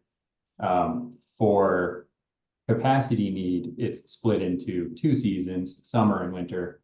And so for each year, we have to add sufficient resources to meet the capacity need identified in summer and in winter that year. All right. So there's ROSI that's fairly simplistic in terms of your time slice representation. Thank you. Yeah, there's some loss of granularity, I guess, compared to an hourly time step when you're looking at ROSI. And so that's what we're trying to move in the direction of, is without moving to a model at this point that is fully hourly in nature and in granularity, trying to be able to capture some of the hourly dynamics with a new metric in ROSI. So then this new weighted capacity factor, how are you calculating that? Are you looking at ratios, for example, of peak loads to seasonal loads based upon some particular normal weather pattern or something like that? It's a little bit more simplified of a calculation than that, but I'm gonna get into the specific methodology of how we're calculating it. And so yeah, once we get through that part, if you have more questions, we can talk about it. Great. All right. Thank you. Yep, sure. Okay, let's see what we okay, yeah, next slide, please. So as promised, here is an example of how we are doing the calculation of the weighted capacity factors. So it's a simple calculation. We first just compare the hourly generation profiles of proxy renewable resources that we take from our hourly production cost model, Aurora, and compare those profiles against PGE's hourly energy position after accounting for the allocation of GHG emitting energy. And in hours when PGE is energy sufficient or long, we replace the capacity factor in each hour for each resource with 0, and then take the annual average of the modified stream of hourly capacity factors to produce a weighted capacity factor for each resource. Some general characteristics of the weighted capacity factor, the higher coincidence of generation for a proxy resource with hours of need translates into a higher weighted capacity factor. Weighted capacity factor is lower than capacity factor for all resources because there are some hours that are not being sort of credited. And the fewer short hours that there are in PGE's hourly energy position means less weighted capacity factor or credit available for all the resources. On the slide here on the left, we have just a simplified example with just simply illustrative numbers to demonstrate how we calculate these values. So in this grid here, we have a selection of 10 hours from the year. The first 4 of those hours, PGE is long in this example, and then the next 6, PGE is short. In the light blue middle columns, we have 2 example resources of our proxy resources that we use in capacity expansion modeling, Christmas Valley Solar and Gorge Wind. You can see their hourly capacity factors there in the cells. When you take the annual average of those, you end up with a 27% annual average capacity factor for Christmas Valley Solar, 44% annual average capacity factor for Gorge Wind. And when you look on the right in the darker blue columns, you can see that the first 4 hours in PGE is long. All of those hourly capacity factors have been replaced with 0. The other ones remain unmodified. And you take the annual average of those, you now have a lower value for the weighted capacity factor than you had with the capacity factor. So in this example, Christmas Valley Solar's annual average weighted capacity factor has gone down to 14%, and Gorge Winds has gone down to 24%.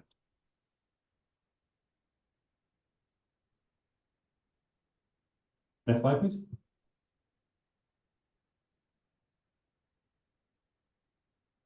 So in addition to the new metric, the second component of the new methodology is a new constraint in ROSI that we're calling the problematic hours constraint.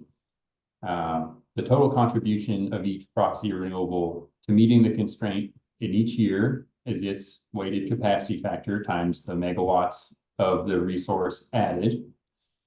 The constraint in ROSI says that the sum of the contribution across all resources must be greater than a target metric.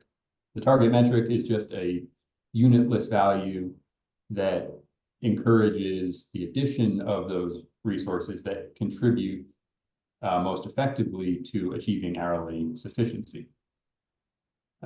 Creating a preference in ROSI for resources that are more helpful with meeting the problematic hours.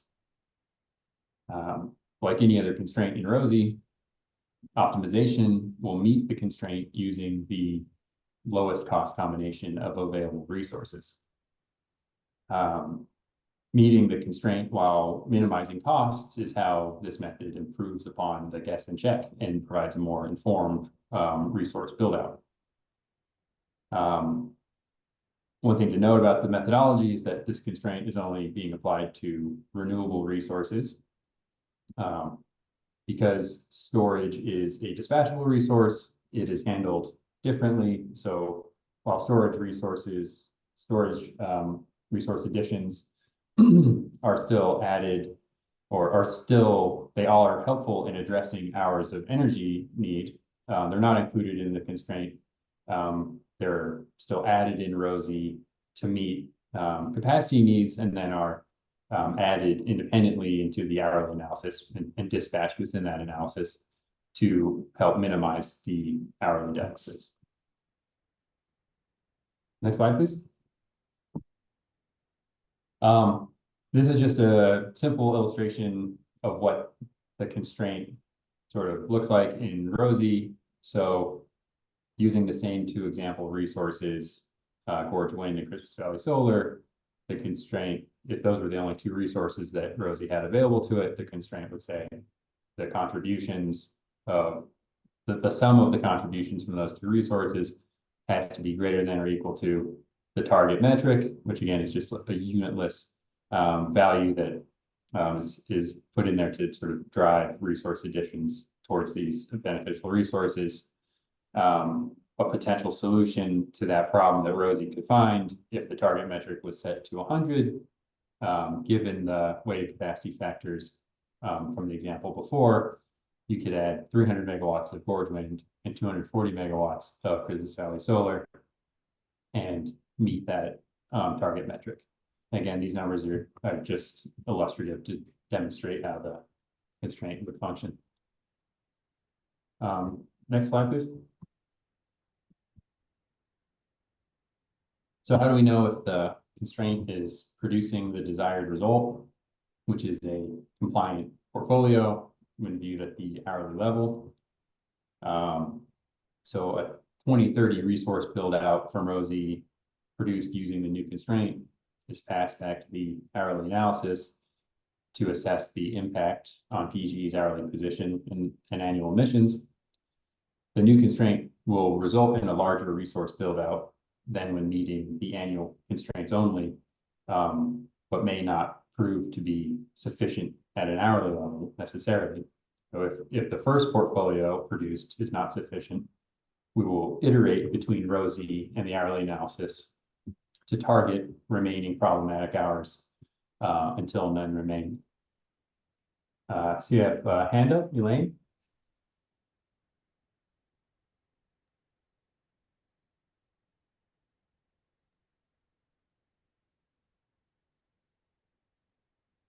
Sorry about that. I was waiting to be unmuted. Can I ask a clarifying question on this slide? Are you recalculating the, like redetermining the hours that you're short based on each trial portfolio out of Rosie and recalculating those weighted capacity factors for your resource options as you go? Yeah, it's a great question. Yeah, we are. And I have a little diagram in one of the upcoming slides that hopefully kind of illustrate that point. But yeah, we are. Mm-hmm.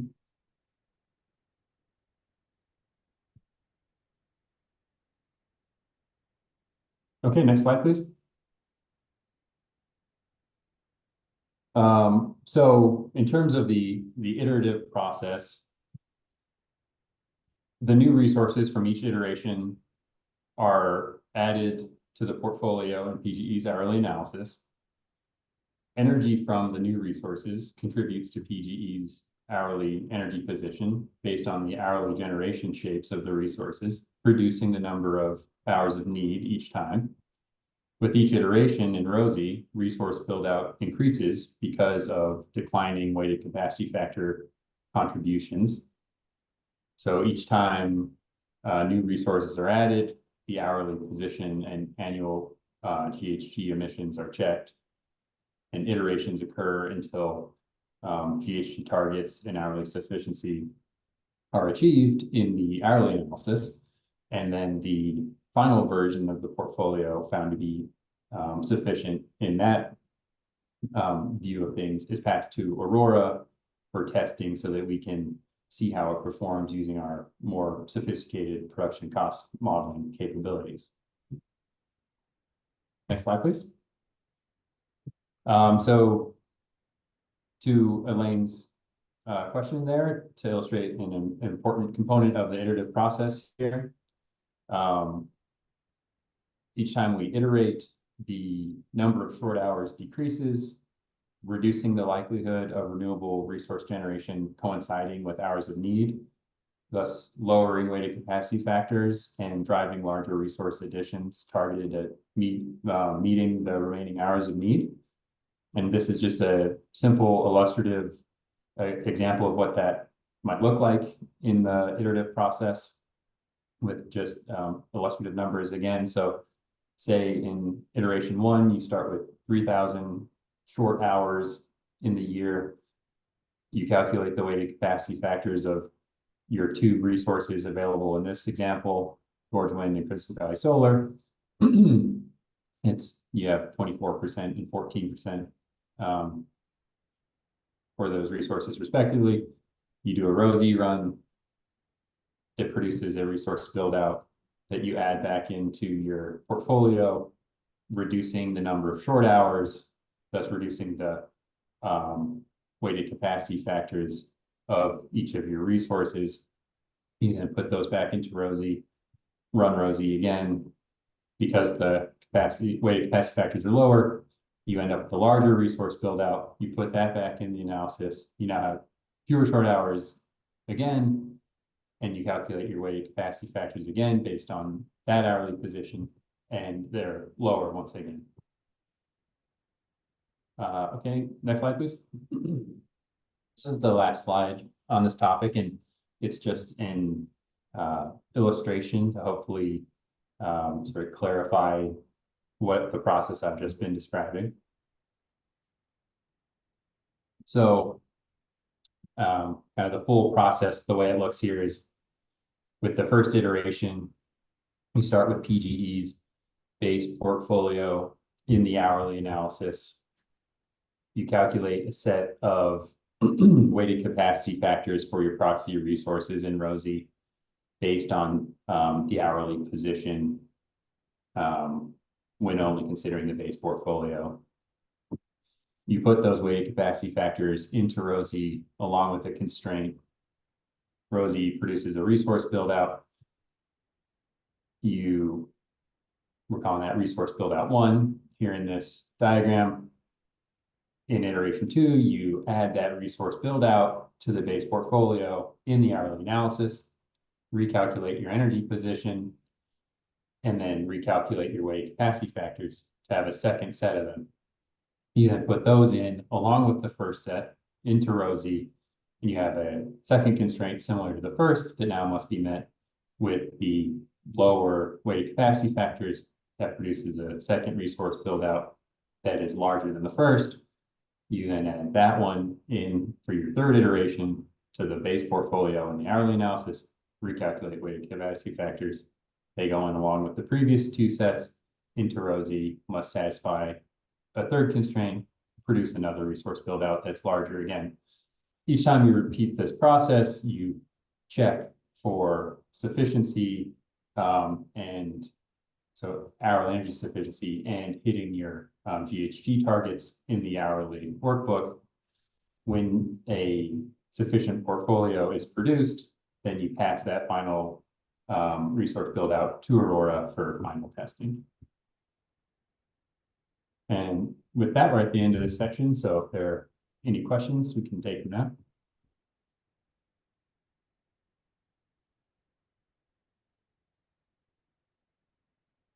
Yeah, Elaine, saw your hand first.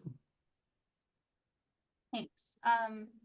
First, I think this is, I know it's abstract, but I think this is a really interesting approach. I think what we're seeing is a lot of utilities grappling with the sort of limitations of capacity expansion and portfolio optimization models, and more are starting to turn to iterative optimization techniques like this to try to solve for, whether it's like reliability related constraints, policy related constraints in this case. So this is like PG is not alone in thinking about an iterative approach like this. And so I'm excited to see this development. I'm curious, the devil's always in the details on these types of things, and I'll be curious to see how that Aurora check at the end, whether that proves out sort of the theory here. A cleaner approach might do the modified PZM model sort of in addition to the hourly analysis at each step, so you could update maybe all of the resource options and have more like better representation of storage or something like that. But my guess is that this is going to get you probably most of the way there, and then additional sophistication or changes might be layered on over time. But I guess I just see this as an innovative sort of approach to trying to get to what's a very challenging technical problem. So just was happy to see that you guys are thinking creatively about this, and I understand it's also going to be hard to explain this to stakeholders in a way that's really tangible. So I'd recommend putting out sort of draft results as early as you can on this to give people a tangible sense of what it's doing. Yeah, thanks, Elaine. I appreciate the comment. And I think your point about Aurora versus the hourly analysis is a really good one. And we're, hoping that we're able to set things up in the hourly analysis as similar as we can to Aurora, to be able to not end up with any big surprises when we put it into Aurora, the portfolio into Aurora eventually, that hopefully we're achieving some amount of similarity before we get to the Aurora step. But certainly, maybe there's a larger iteration that sort of takes place at a level up from this one that might have to take place if we take that final resource build out and put it into Aurora, and we find that it's not sufficient when we look at it through that lens, then we may have to sort of start again and go back to our iterative process and tweak some things or see what we can do about making that resource build out tie out when you look at it in Aurora. And Rob, I would also say that the iteration between Aurora brings up time and data quality concerns, and so yeah, we are hoping that this is that'll get us most of the way. But a particular challenge is the storage resources, in that the hourly Excel model it's in Excel, and it's the dispatch of storage is formula based and doesn't incorporate some of the operational limitations, and so it's not great. We're going to test it and try and get it as close as possible. I think with infinite time and with perfect model handoff, the easiest way would be to do, just like you said, swing it through Aurora and just iterate Rosie to Aurora. We're trying to develop this in an Excel version to start with it, but it very well may be that we learn how to do this, get it, go down the road and realize that it's getting us materially different results than the Aurora base, and then we would need to pivot. So the Excel is a based approach is a first attempt. We're hoping, that it is close. If it's not, then we'll need to rethink this. But the basic structure, whether we're going to Excel or Aurora for the iteration, is just a time and data quality question more than anything for us right now. Yeah, I think that's what I really appreciate about this approach, is that it gives you a framework that you can plug, more sophistication into over time as needed, but while keeping the sort of general framework in place. So I think it's a good innovation in terms of sort of bringing that flexibility. I appreciate it. Thanks.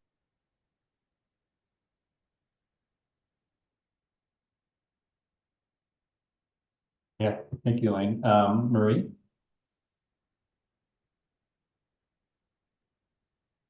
Hi, thank you. I'm Marie Barlow with New Sun Energy.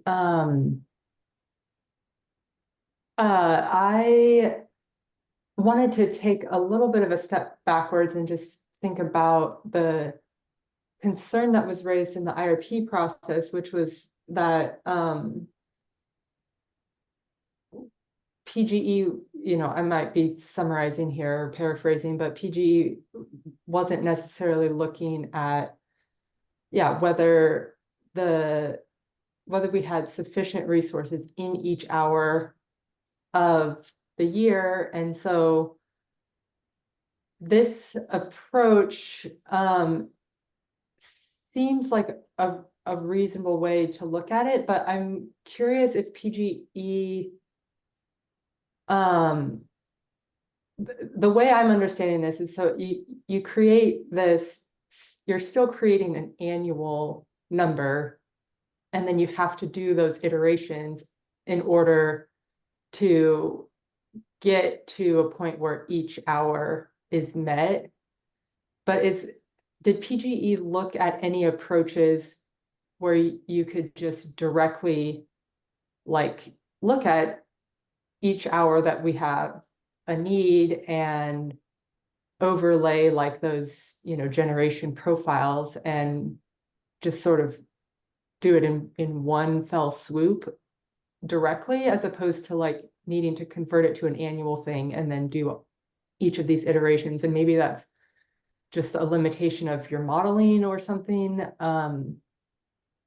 But I wonder if you could speak to that a little bit.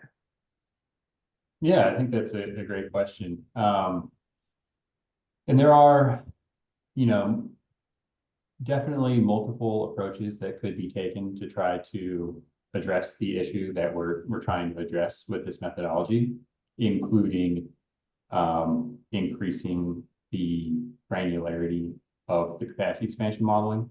But each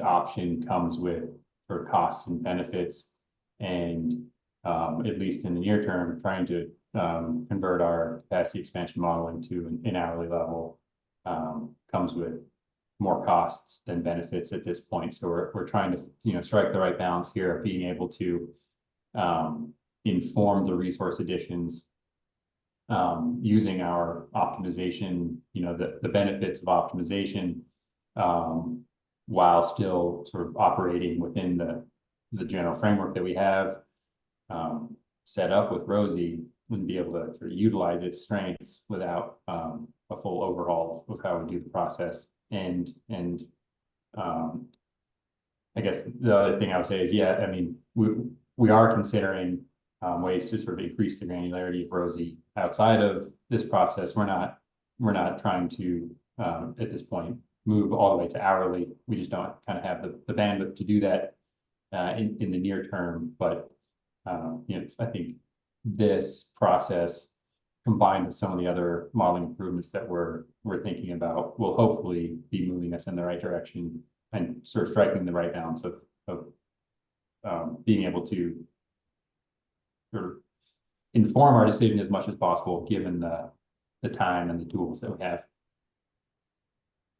Okay, thanks. And then I had a couple other questions just on this methodology itself. So in the example that you have on slide 31, in each of the hours where PGE is short, you have some overlap with each of the solar and wind resources. And I'm curious what happens if, and maybe this is not an issue that's going to come up, but if there isn't, solar or wind, like they both have 0% in the hours that you need.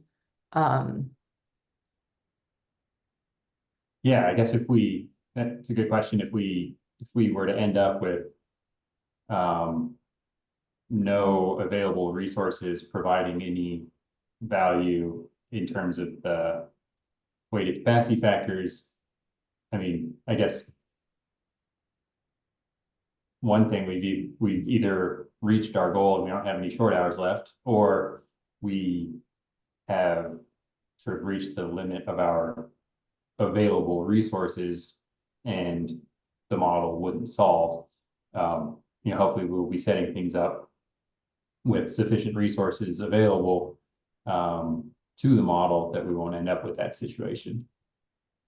And so you said this is looking at only the renewable resources, and would that include ones that are hybrid with storage, or? Yeah, it's a great question. We're going to be sort of disaggregating the hybrid and storage components in this analysis, so that the renewable profiles of the hybrids just represent the renewable portion, and then storage components of those resources will be added sort of independently into the analysis so that they can be dispatched with the dispatch logic built into the workbook independently from the renewable. Okay.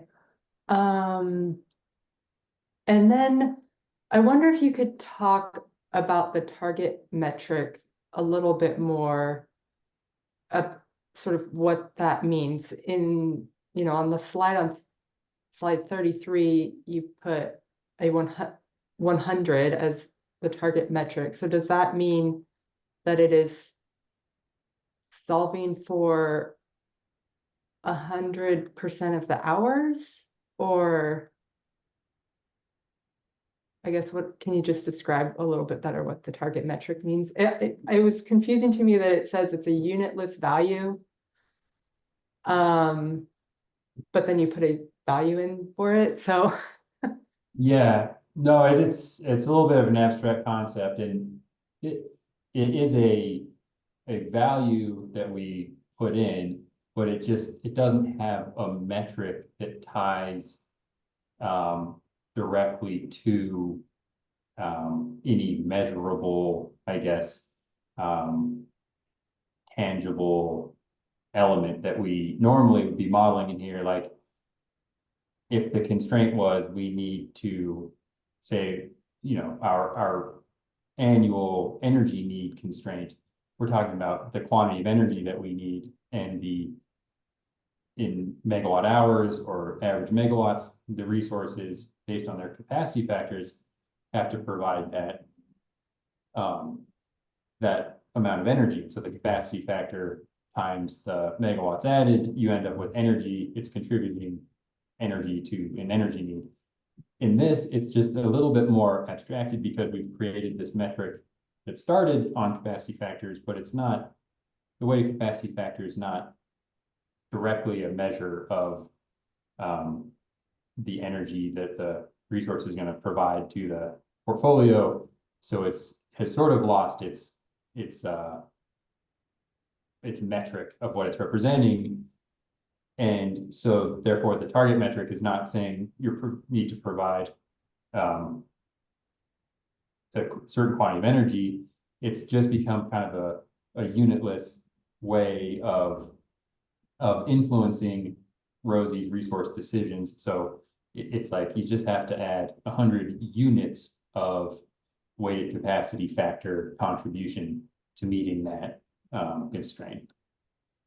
And so I guess one last thing about it is there's a bit of a exploratory process that we have to do to get to determining the target metric. So because it's not something that we can quantify, what is it that we're trying to meet? We're just trying to drive resource additions in a way that's sort of more efficient.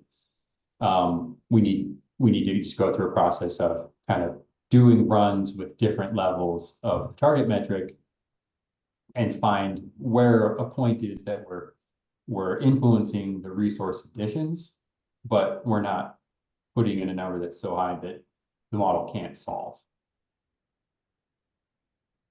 okay, I think it'll become more clear once we get some actual information. I think, yeah, I would echo what Elaine said, to get a draft result as soon as we can, because I think that'll definitely help facilitate understanding on this. Yeah, thanks. Appreciate the feedback. Yes, Patty LaQuille again. I guess I'm pretty skeptical of this approach. I don't see how you're factoring in distributed generation, and you've talked about the difficulties of factoring in storage. I don't even see how this concept would take into account, for example, a virtual power plant that PGE might be operating, in terms of how it could impact your overall capacity needs. And I guess I am very concerned that you're using an annual capacity factor value to make adjustments to something which is really based upon an hourly need. And again, I guess I need to see this in more detail. I'm not that familiar with your portfolio, the ROSE E model itself. If I remember the IRP process, most of the work was done with Plexos, and so again, I don't see where Plexos even fits into this at all. And maybe you could explain that as well. But Yeah, thanks for the comment there. I guess starting off, I would say that ROSE's been our capacity expansion model since I believe the 2019 IRP. So it's now been used in 2 full IRPs and an IRP update, and this will be the second time I think that it's used in an IRP update. So yeah, it has been a few rounds of use that it's been out there. We use Aurora, which maybe is what you're thinking of sort of as equivalent to Plexos, which is the production cost model. So, we do kind of our hourly portfolio dispatch, looking at the impacts of price forecasts on how the portfolio is dispatched. Those types of dynamics we look at in Aurora, and then information from Aurora about resource characteristics goes into ROSE. So it's done at the hourly level, and then things are summarized to an annual level and passed to ROSE, which uses optimization to make her resource decisions about resource additions to meet our needs. And I hope that answered your questions. I can't remember if there was another part to what you were asking. No, maybe I'm misremembering, so sorry. Oh, actually one final thing that I'm just remembering, it's in terms of like distributed resources. For example, we have energy efficiency available for selection in ROSE. Those types of resources are included in this, and so they can contribute to meeting our needs here. So it's not just wind and solar. It's other like non-dispatchable resources with a sort of generation profile that we're looking at in the modeling can also contribute to meeting this need and then help us meet our hourly position. All right, we'll just have to keep looking. Thanks. Thanks, Pat.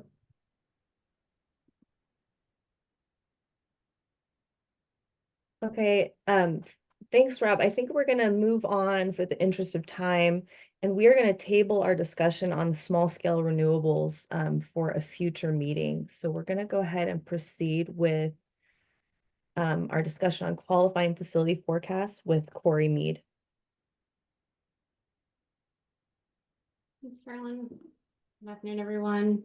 Yeah, my name is Corey Mead. I work in PGE's Renewable Initiatives team with a focus of commercial activities related to our long-term renewable procurement.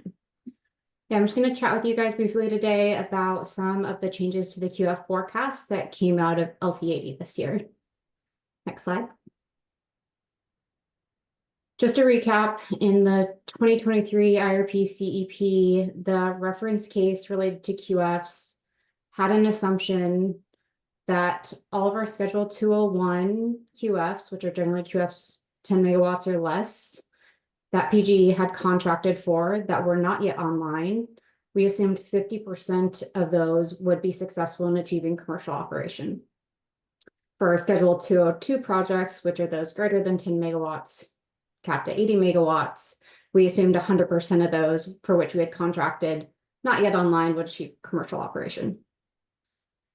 Out of order 24096, we were directed to adjust some of those assumptions in our avoided cost docket. The assumption that changed is the Schedule 202 contracts, for which we assumed 100% success rate, was reduced to a 75% success rate for those projects.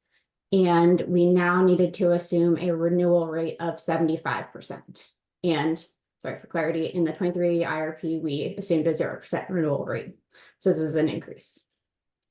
Next slide.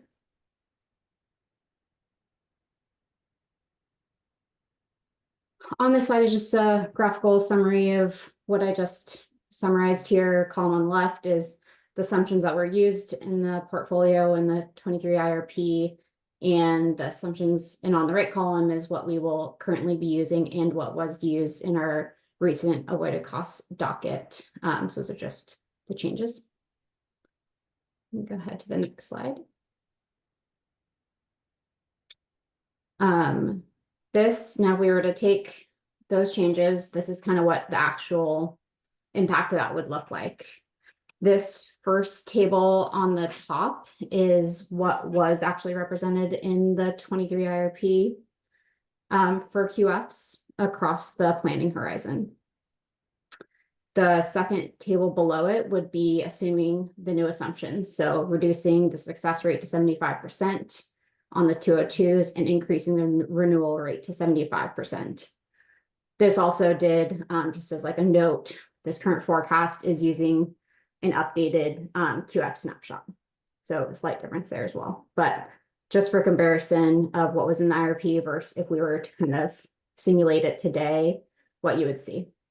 So you can see the difference really is a decrease in kind of these immediate next 8 years through 2032. And the reason why you see it as a decrease is because the decrease from 100% to 75% on scheduled 202s is greater than the amount of renewal QFs that we would see in that same horizon. We don't really see a lot of renewals in our QF contracts until the 2030s. But you can obviously see later in the time horizon, those renewals do have a very big impact to the change in the QF forecast. So it's pretty simple. That's all I'm really covering. It was just to give you guys kind of a preview of what, you know, the impact coming out of the order really meant for the QF forecast, just to see it a little visually. But happy to take any kind of specific questions anyone might have on this.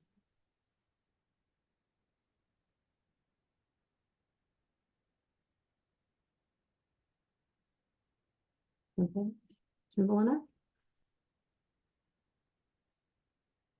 Powered through. Okay. Thank you, Corey. In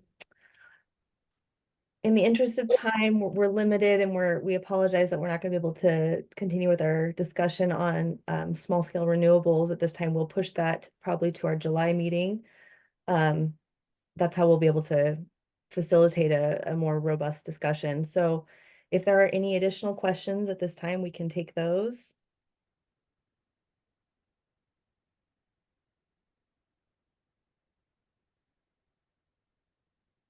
Okay.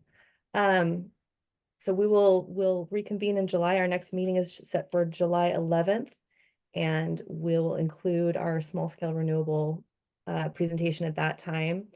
A recording from today's webinar will be available on the website, and we will send it out to our